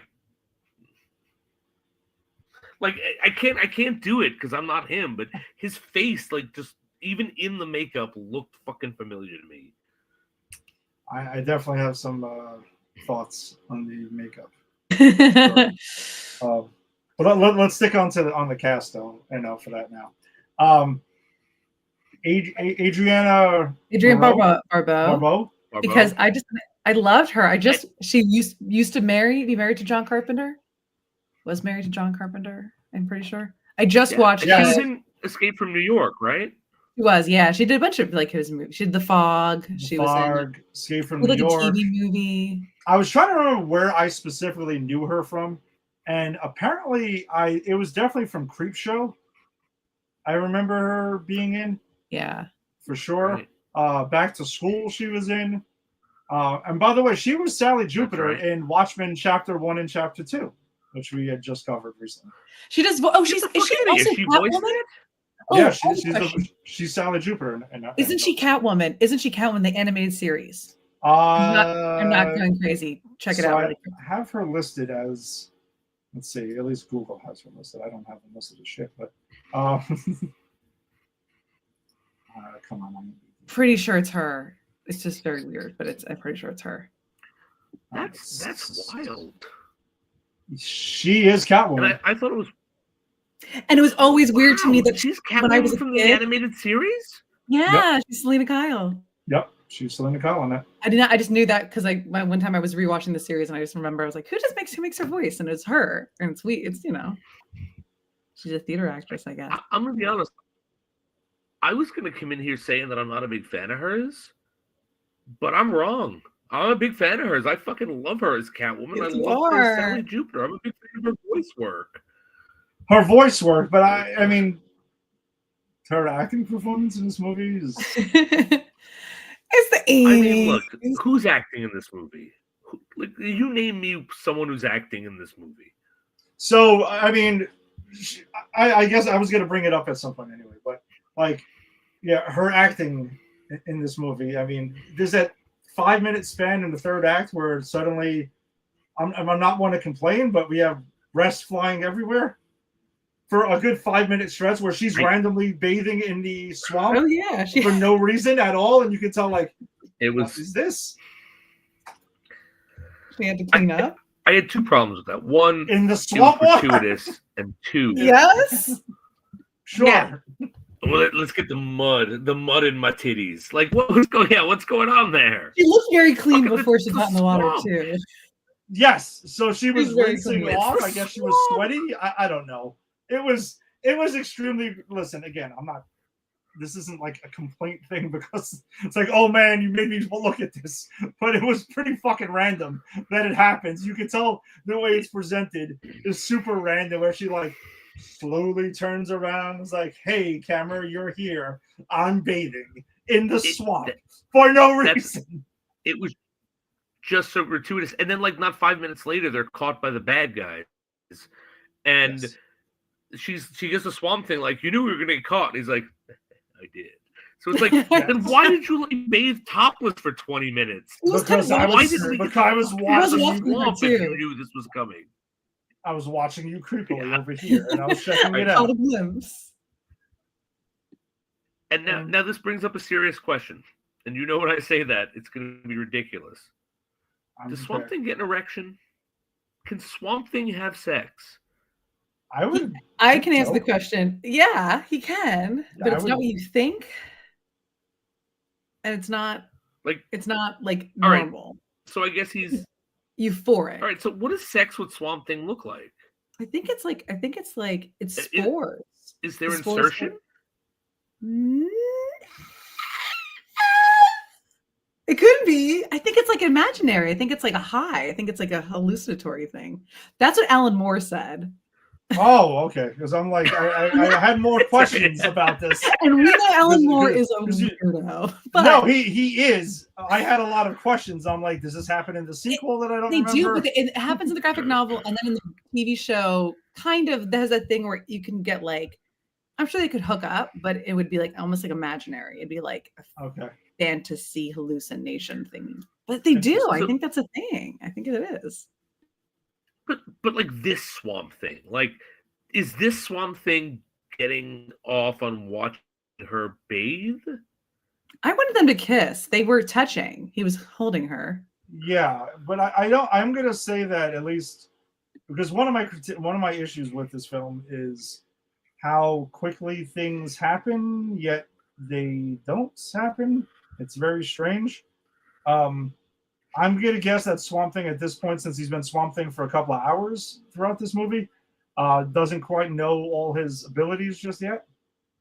Okay. Right. So maybe he Right. gets there Fair when maybe again he runs into a young Heather Locklear, and then suddenly things change for him. He He's realizes more comfortable. He's more comfortable. Yeah. he can do the fantasy sex thing that he can Poor do. Apparently. thing. The spore thing that he eventually learns how to do. I guess I don't know. But also like, yeah, he just doesn't know. Does he know who he is? Does he know he's Al Holland? So I think that's a fair question throughout this movie because another thing. My issues with this movie are not the fact that it's 1982 and like yes, the special effects are questionable at times and stuff, but whatever. I try to like take myself out of that. It's just the way that the story, everything's written. Like he becomes Swamp Thing instantly, right? He's gone for like 3 minutes, and then suddenly they're chasing him down. He's fully Swamp Thing, but then he doesn't know how to communicate. But then at some point, he starts knowing how to talk, and then no one can figure out the guy that just kind of blew up, that went into this area, is a thing that we know he was just working on because we wanted to steal from him, and obviously, fucking duh, he is that. It's a given. And then he looks and sounds nothing like Ray Wise. And that's Yeah. That's just weird. Why didn't you just have Ray Wise in the fucking costume? You should have. Ray Wise looks like a You should monster, have. kind of. It's so there's just a lot of weird decisions that are made. And then I feel like this movie happens on like 24 hours. No, it does. And look again, I posited this in the chat. Is this a movie? Because the first hour of this movie, it's like, all right, Adrienne Barbeau and Ray Wise meet. Oh, flirt. There's the accident.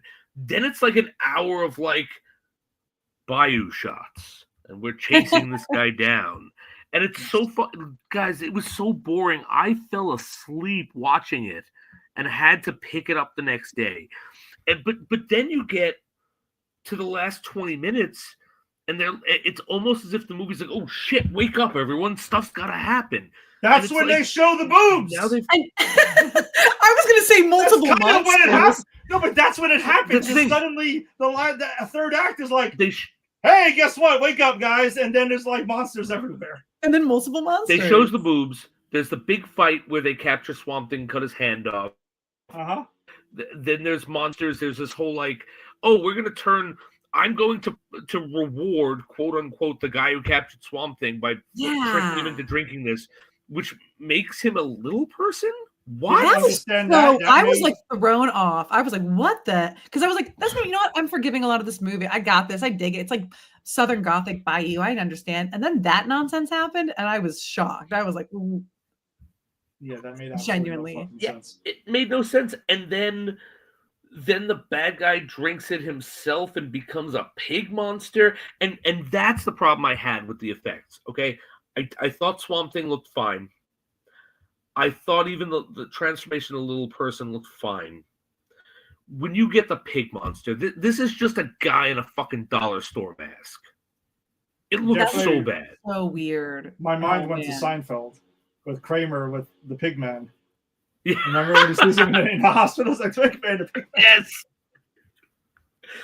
And it made me question, like, why did this? And I clocked it because I'm watching it. I'm like, there's 8 minutes left to this movie. and now you're introducing to me a pig man, and we're gonna have two monsters fight. Why didn't this happen earlier? Why did I have to have an hour of shots of the bayou?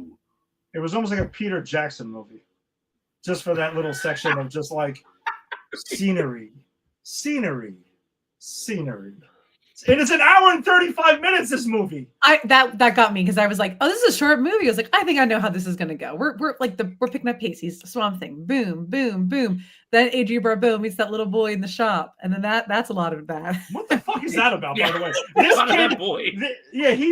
she meets up with this fucking kid. This kid sees Swamp Thing going on. There's some action going on. Does he own this store? Does he have parents? His What's parents are going on there. here? Oh my gosh. And then He comes back at is the in the end. middle of the, but then that's my point, Jason. Where does he go? Does he go back to the store and kind of like ring people up for a couple hours and then comes back? He died. Remember he He just- died? He got I shot. thought he was dead.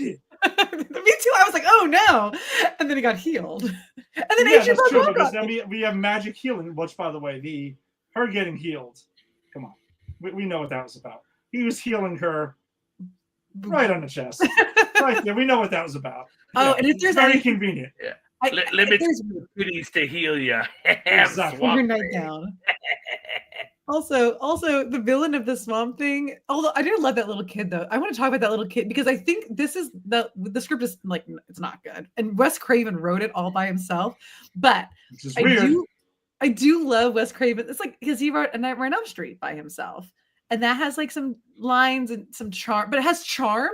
Sometimes I kind of go, there's some cute, charming stuff in the Swamp Thing happening a little bit for me, where I go, oh, Wes Craven, you were like a little teddy bear sometimes. It's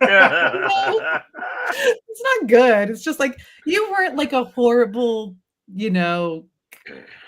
I don't know. He was trying to be good, like a good writer. Yeah, I don't know. The kid just like is there. He's not there. His and voice he's is so back deep. again. And His it's- voice yeah, was it's so deep. weird. That was I thought it was Yeah. dubbed. maybe it was. It was so deep. It was like, did you see Sinners? Yes, of course. Okay, Yes. you know Preacher Boy.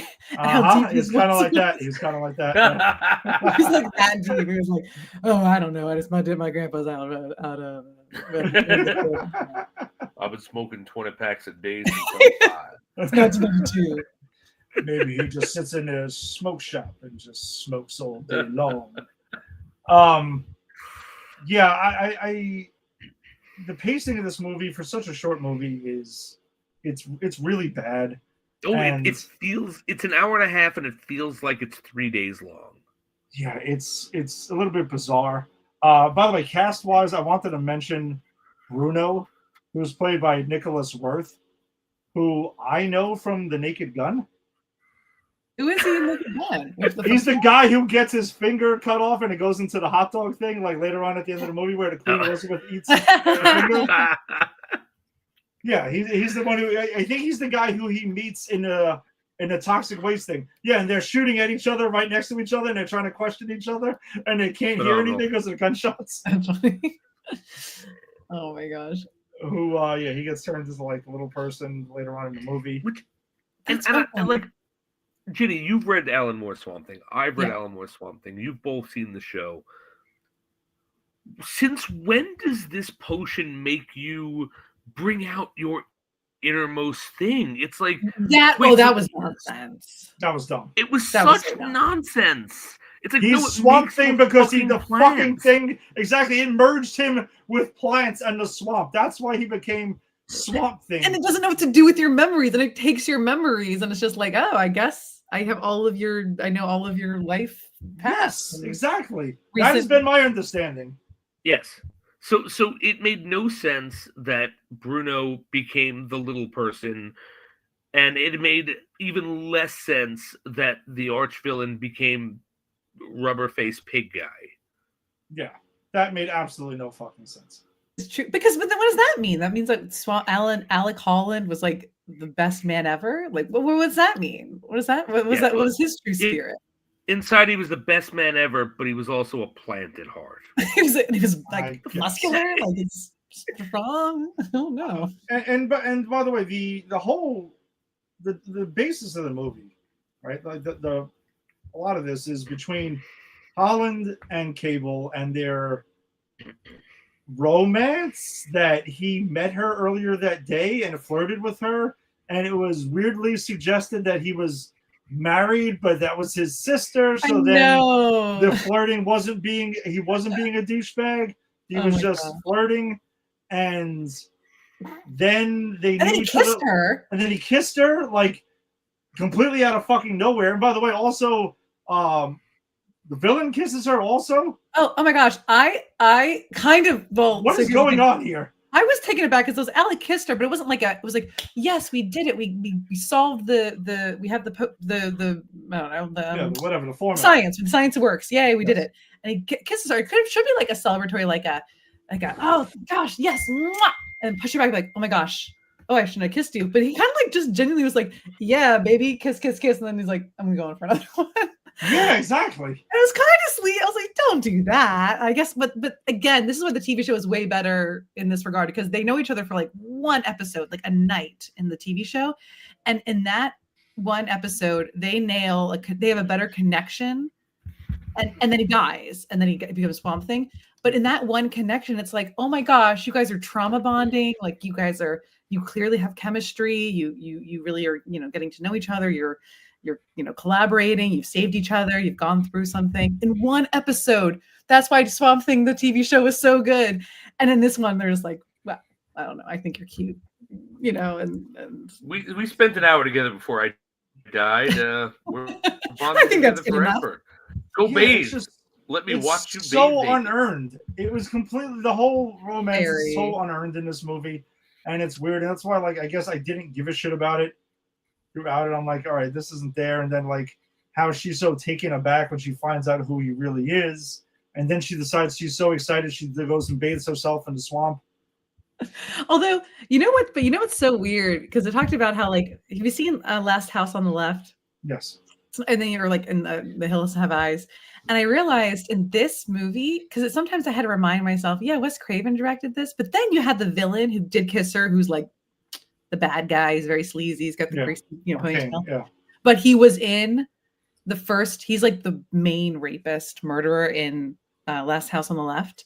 And I love that actor, but he's so like, he was friends with Wes Craven, but he's so like sleazy and so like awful. But then Wes Craven is just doing what he did in Last House on the Left, where he's like, just run through the woods. You're being chased by a bunch of guys and something bad was probably going to happen to you.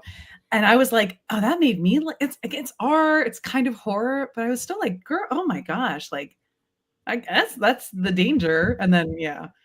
And then he gets, what happens to him though? What happens to him? Arcane?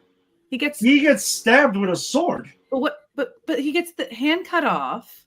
He cuts off the hand, and then the bad guy, he's does something to his head, and then he just falls. And I saw like a lot of blood, but I was like, what happened to him? Did you see that? I thought it was just he stabs Arcane with the sword. I didn't rewatch it because he cuts the hand off of Swamp Thing, and Swamp Thing's like, well, I can just grow this back, I guess. And then I think he just like did something to his head. Well, he has that, like, Swamp Thing has that whole thing where he has to, like, he's in the sunlight and his arm starts growing back. And it starts off as like a twig, and it's very, made me think of Deadpool. Like, yes. Right there. And that was weird. Yeah. Well, which, by the way, Arcane is played by Louis Jourdan, who was also an Octopussy. Yeah, I didn't remember him in Octopussy. I did. Who was he? I recognized the actor. Kamal Khan? Kamal Khan? Yes. Oh, he's the fucking villain of Octopussy. That's where I recognize him. He's my like least doesn't stick. I'm saying no, not at all. But all connected. It's all connected. It's all connected. It's all connected. It was very Bond-like. Bond villain, like Louis Jourdan. Yeah. Did you love it when they were like, oh gosh, God, so and so, you betrayed me. How could you do this? And he's like, well, funny thing is, I'm not, your friend. I'm rips face off Louis Jourdan. Do you remember that? What the fuck was that about? By the way,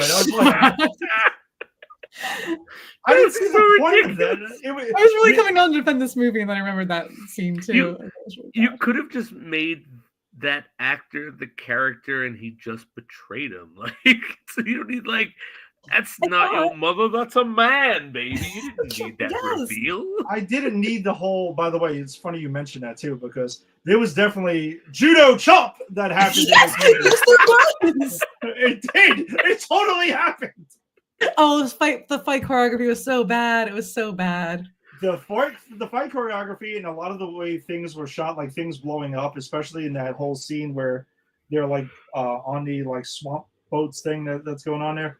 It definitely reminded me. The stunt coordinator from the A-Team was 100% on this because things were being blown up and everything in the A-Team is like driving and all of a sudden it goes off a fucking cliff and that was happening and it's shot from a certain way. That was definitely happening in this. I wanted to look it up to see if it definitely was the same like stunt coordinator as the A-Team because he had to have worked on the A-Team. No question. But that's so weird. I guess the Wes Craven wasn't cool with doing like action scenes or like proper fight Yeah, scenes. it seemed awkward for him. Yeah, because it would be like a big shot, and then you'd have to like, all right, you grab her, you kiss her, you say the line, blah blah blah, and then you knee him in the balls, and it's like all one take, you push him off the boat, and then that's what you see. But it's clear like beat. Yeah, I in my notes I have judo chop with an exclamation point, so that had to be in there. Arcane rubber mask, which after watching Mission Impossible recently made me think of something like that. So why does Swamp Thing get shooed away at one point by Cable? She's just kind of like, "Go, get out of here." When she first meets him, and I shoots love him that. and he just walks away. Oh, I loved that because it's like an animal, it's like a dog. You're like, oh, what are you doing here? Shoot. He can talk. Why did he know he couldn't talk yet? It's like the end of that John Lithgow movie with the Sasquatch, right? Like, get out of Harry here! No one Anderson's, wants yeah. you. Yeah, Harry Anderson's. No one wants you here. Get out of Oh my here, gosh. Harry. Oh my gosh, she's like, Get outta here, I'm Swamp Thing. enough on my plate right now. Weird soldiers are after me. I don't need you. I don't need this nonsense. Go away. Yeah, she just like shoos him away. I'm like, and he just like like an animal just like walks away. I'm like, what is going on with this movie?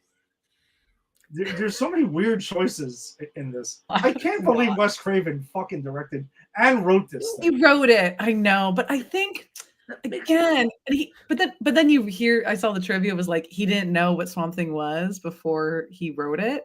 So I don't know. Maybe he just like got information.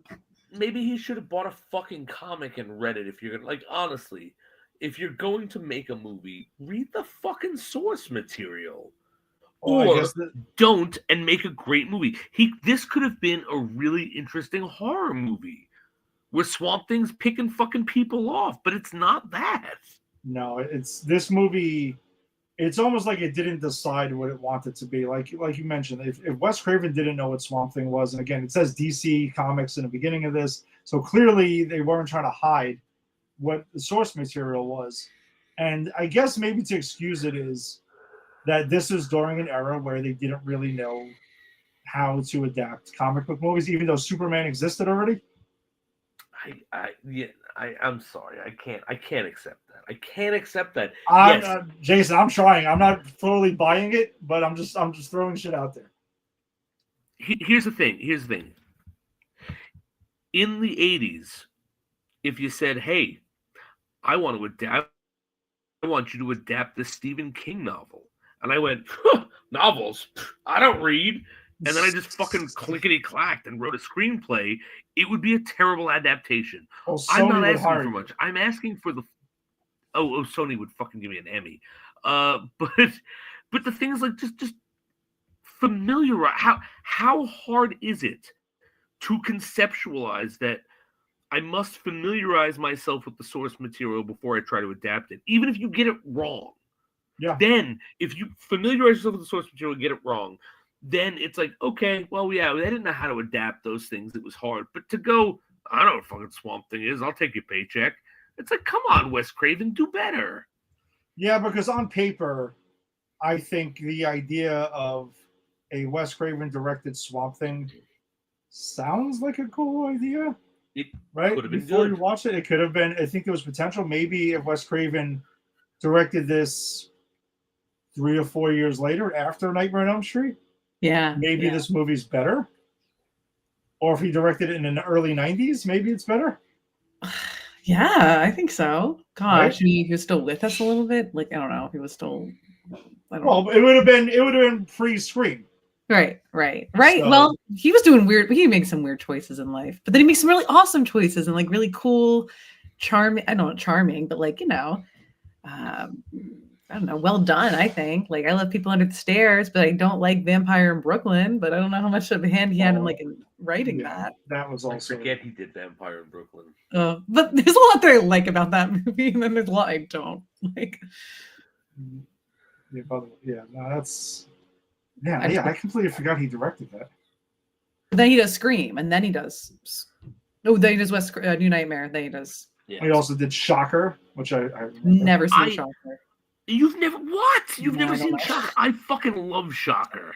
Mitch Pileggi stars in that. The guy from the X-Files. Oh yeah, It's the That's titular weird. Shocker. That is one of my favorite bad movies. Is Shocker. His worst movie, although I don't know. Sometimes I think I take a good look at myself and I look at Swamp Thing and I look at. Have you ever seen? Oh gosh, what's it called? What was his last? It's like his last. No, it's not his last movie. Oh gosh, Sleep Something. It's about like it's really weird. It's really bad. Some of Wes Craven. Yeah, but it's like the teenagers. Gosh, it's such a weird. And I think he wrote it. And this is a bad script. What is it called? Oh my gosh, Lay Me Down to Sleep, something like that. My Soul to Take. It's so bad. Came out like 2012, 2010. Watch it and tell me if I'm wrong. I think that's the tone in that movie is so weird. He directed it and he wrote it. Oh, I hate looking it up on Google because like it's all over the fucking place, and obviously some of this is bullshit. My Soul to Take is I'd argue, maybe I haven't seen Shocker. I think it's his worst movie. Oh, it's so weird. He wrote it, he directed it. It's so weird. I forgot he did Red Eye also. I love Red Eye. Oh, I was talk for hours about Red Eye, but he didn't write Red Eye. No, he didn't. He just directed. No, I just love Red Eye so much. And I guess Ginny. So you also saw the Swamp Thing TV show that was on CW eventually. I bought this. I think we paid for the streaming service when it first came out. Remember that was a big thing with Titans. Yeah. I did it for Swamp Thing because I love the girl. The lead girl was in Teen Wolf, and I loved her. And you know how you get me is if you have like a monster and then a girl in like a pretty nightgown. That will do it every time. So I have heard. Basically mentioned this to me that this is like the thing. Angie and I watched it when it was on CW when they aired it when it was like they had no new content. Yeah, they were just airing shit from, and that's when like the DC Universe TV shows kind of got like all spread out. I did not like it at all. I thought it was slow as fuck.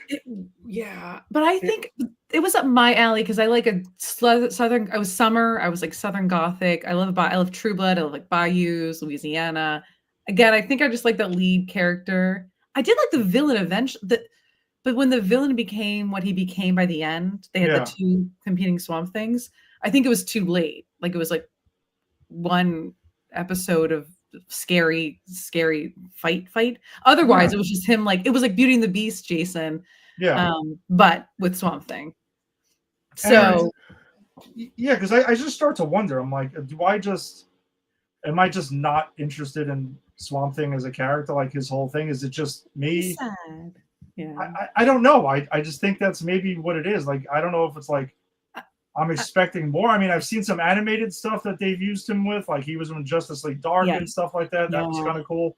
I think he's sad. I think he's like a sad guy. I was like, I didn't think some of there was like the bureaucracy like in the town, that drama. And then like Virginia Madison was there. And I was like, okay, go away, Virginia Madison, and stop bugging our lead girl. She's from the CDC and she's trying to solve a pandemic. Yes. Cut to a year later, an actual pandemic happens. Which is ironically when I was watching this, I was just like, that's scary. Off, oh my gosh. Is this our government right now? Does our government want Swamp Things? Because this is how we get Swamp Things. And you cut funding for the CDC. Perhaps. That's what the TV show was all about. Thing. It's going to be the best Swamp Thing. It's going to be in the swamp. Nobody knows Swamp like I do. Nobody. Nobody's ever seen it. We're draining the swamp of Swamp Thing. We're draining the swamp. Ding. It's actual swamps. That's what we're going for. Oh god, I can't go down this road, man. 200 in. I've never gone down this road until now. I'm so sorry, guys. Jesus, I don't want to fucking do that. No. Yes. Come on, we're just having fun here. We're just talking about Yes, Swamp of Thing. I'll say this. I'm going to say this. As someone who read the comic, and Jenny, you read the comic, I'm sure you can back me up on this. Mhm. Swamp Thing needs Etrigan.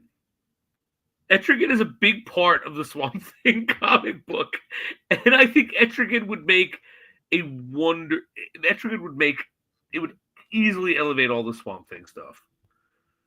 What do you like? Who do you get? Because like whoever created the show he did it. Like I remember he was like he's an okay guy. I saw the Salem slot he did. Who do you get to really direct like a Swamp Thing? Like who would get Swamp Thing? Well, right now though, hold on though. But right now, there is someone attached to Swamp Thing Who is it? for the DC universe because Oh, they who is did announce a movie. It's did they? James Mangold. I don't know about that. I mean, he is. What do you do? Well, he did Logan, Logan, but then and he had the Wolverine before that, which Jason and I don't hate that movie. We think the third act No, kinda it's goes off the fine. rails, It's good. but it's fine. Wolverine. But Logan is fucking phenomenal. Logan, yes, Logan's not perfect. He did. I mean, I don't know if either one of you saw Ford v Ferrari. I did. I liked. I did. Ford. I really like that movie. He did the last. Indiana Jones, which That's right. But dare we was- say he did Kate and Leopold, and I love Kate and Leopold with Hugh Jackman and Meg Ryan. yeah. But I was like, is he a little boring? A little basic? Do we need someone? I kind of wish. I kind of wish it was. He more did a someone complete who- unknown. For those who I know, that was. that's what I'm thinking of. Okay, because I was like, what movie did he recently do? I kind of wish it was a director who like veered more into fantasy. To be honest, Yeah. because You know who would do. Jason. All right. Answer Jenny's question actually before I get to it. Who would you want pick? someone more? Yeah, I have somebody in my mind. So. Genre. All right. I'm blanking. I gotta think. Let me think, because I want someone who like, you know what? What's his face? The guy who was slated to do that underwater creatures Aquaman movie. James Wan, was that who it was? Oh, James Wan. Yeah, he was a producer on the TV series. Lee Winnell. Oh, Lee Winnell. Yeah, I would like. He would be I would better. like someone like that. Someone who like dabbles in horror fantasy. Yeah. Someone who could maybe toe that line. I'd be interested in seeing how they do something like that, because Yeah. I think this is a really interesting property, and I think you have to lean into the fucking weirdness and the gothicness of it, but you also have to have Swamp Thing there. You need a good And, script. you know- You need a good script. Yes. A really good script at the end of the day, right? Just like, Guillermo del Toro. of Yeah, course. Fucking 100%. That's it. That's the answer. Guillermo, that is the answer. He It's was right. supposed to. He was connected to a Justice League Dark movie forever under the previous regime of Warner Oh Bros. my and gosh. DC for ages, but it never quite got off the ground. And I think Swamp Thing was supposed to be on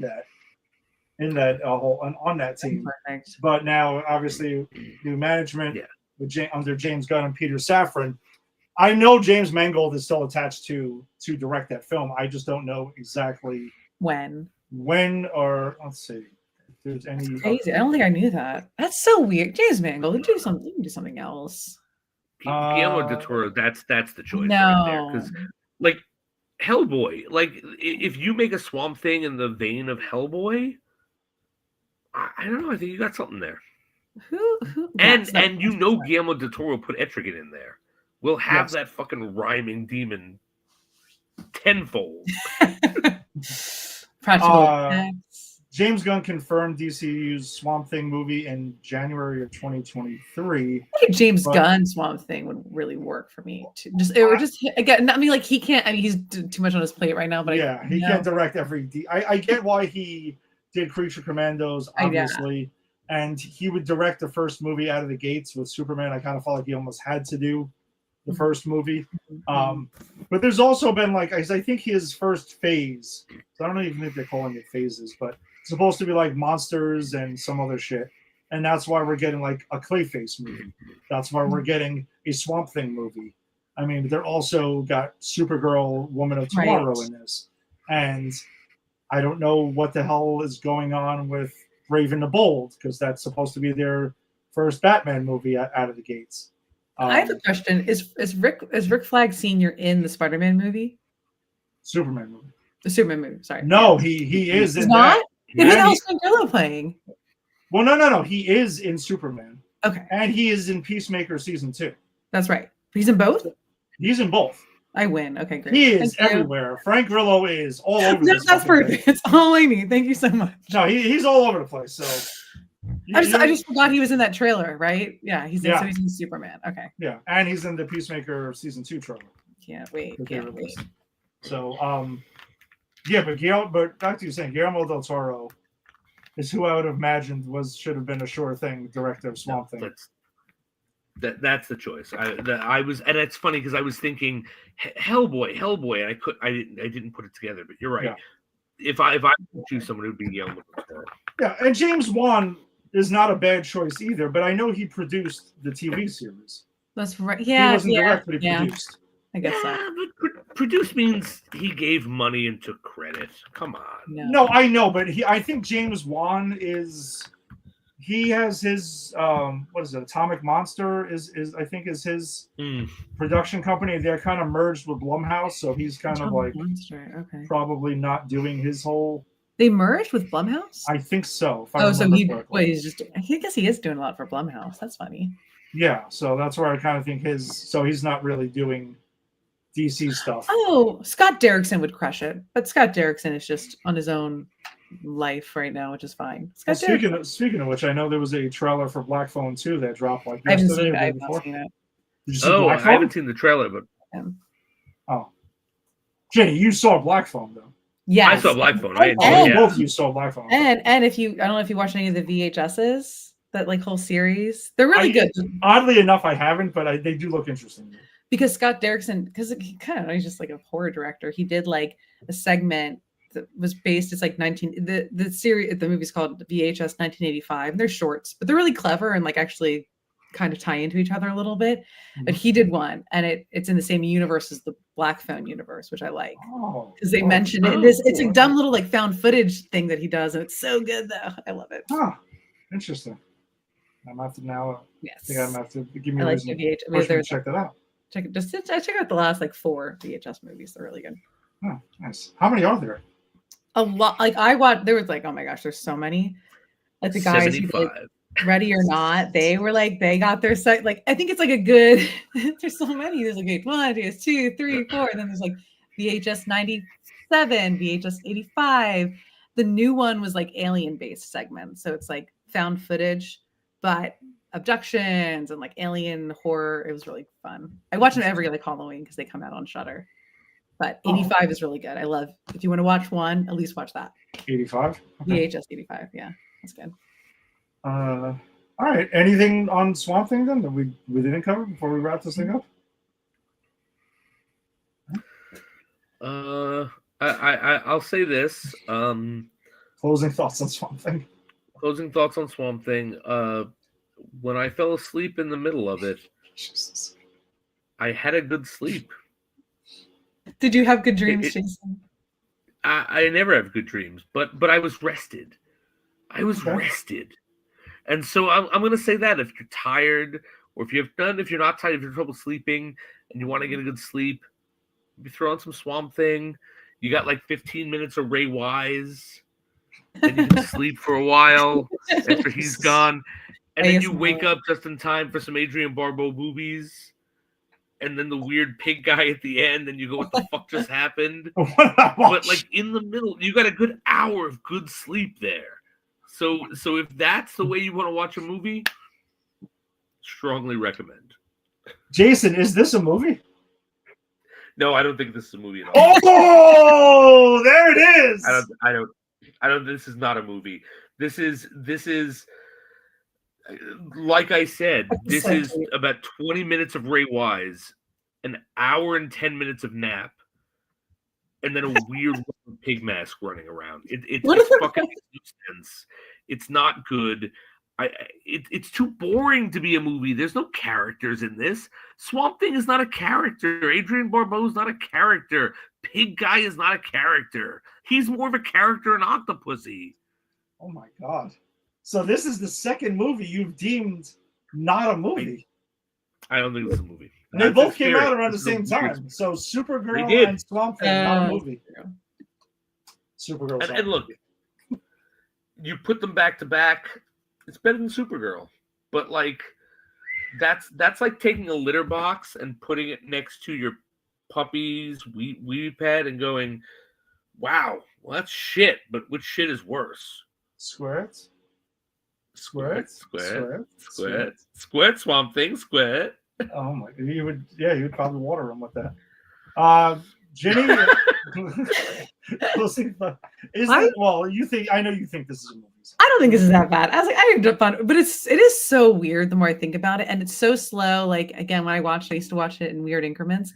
It's a weird mix of like Last House on the Left because of the weird chase scenes, because she's just in the woods running around, like not even with Swamp Thing a lot of the time, and maybe a little bit of Nightmare on Elm Street because of like fire, people on fire. Yes. Special effects a little bit, and then like his weird 80s script, I suppose. And I'm glad you brought that up because I meant to say that when the scene when Holland is running and he's on fire, did it not make you think of Nightmare on Elm Street when Freddy's on fire and he's kind of like running over and like. In the 80s, they were just doing that. They were just lighting people on fire. And they're like, and go. Off you go. Stuntman out. So bad. Yeah, I did not enjoy this at all. I thought it was pretty fucking boring, especially for like such a short runtime. I was amazed that Wes Craven had anything to do with this movie because going into it raised my expectations for it. And then I'm like, well, what happened? Was this Wes Craven in film school? And this is what we got. Yeah, it's not good. And I'm hoping, my expectations for the return of Swamp Thing are not very high, but I know, to my understanding, they took a totally different approach to it. Like, it doesn't take itself seriously. So maybe that helps. I don't know. We'll find out. We'll find out next week. We'll see. Jason's hyped up to watch another Swamp Thing. You suggested the Alan Moore run, so we're gonna finish it, my friend. You're right. This is on me. I can't blame you for this. This is on me. You take is the this good, the you take last the bad. Alan Moore? This the last one? This is it. We did V for Vendetta.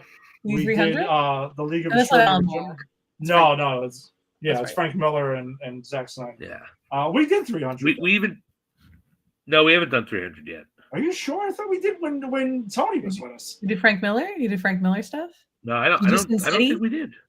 We didn't do a Frank Miller run proper, but oh shit, I'm gonna have to go double check that because I thought we did. Sin City? Did you guys do this? I don't think we did. No, we did Sin City, and yes. Jason, we skipped the sequel. I want to see. I saw the do. sequel. I'll do the sequel. Did you like the sequel, Jenny? I liked because I read some of the stories. I was super hyped for A Dame to Kill For. And that was the best, I guess, the best one. And I like Nancy Callahan. I like Jessica Alba. So, but it was also in the first movie. Like that was why I will get into it. But my problem with the sequel is the best part of the sequel was already done in the first movie. Yeah, you're right. Yeah. But I actually love that first Sin City movie. No, Sin City was great. That I know we did. We definitely did Sin City. That we did. For sure. Shit, I guess we got to figure out. I really thought we did 300.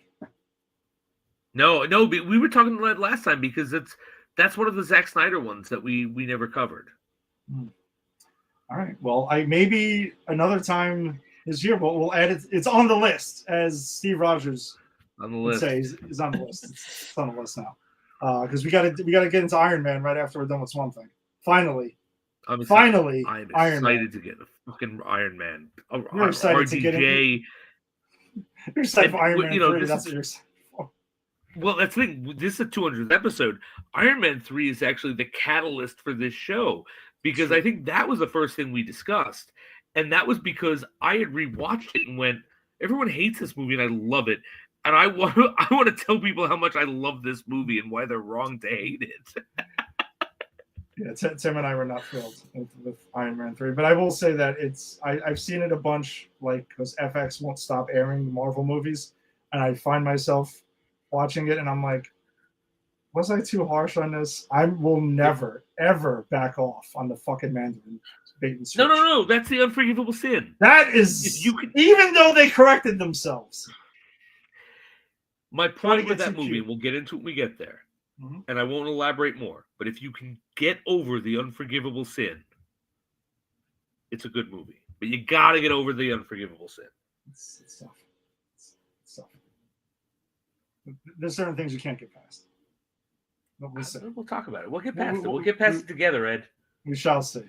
But listen, 200 in. Thanks for joining us as always. If you're joining us on the Facebook live stream, be sure to check out Granny's Peach Tea's Facebook group because that's where we share a lot of stories and silly memes and all other shit that we do there. It's a lot of fun, so come check us out there. Check out Pop Culture Pros and popculturepros.com because that's who we are presented by. And wherever you found your audio-only podcast, subscribe to Pop Culture Pros as well as if you're watching us on YouTube. Jason and I will be back next week. Ginny, you know you have an open invite if you want to join us for the return of Swamp Thing, where we will end the Alan. Well, he is back. Was it? Guess who's back? 5 years later? Back again. Swamp Thing's back. Tell a friend. Yes, we will be covering that to end that, and then on to Iron Man, the OG MCU films. And we have new movies coming out next month. We got 2 huge movies coming out. Huge movies coming out. We got Superman. Movies. And we got Fantastic Four First Steps. So we'll see you then. Peace. Later.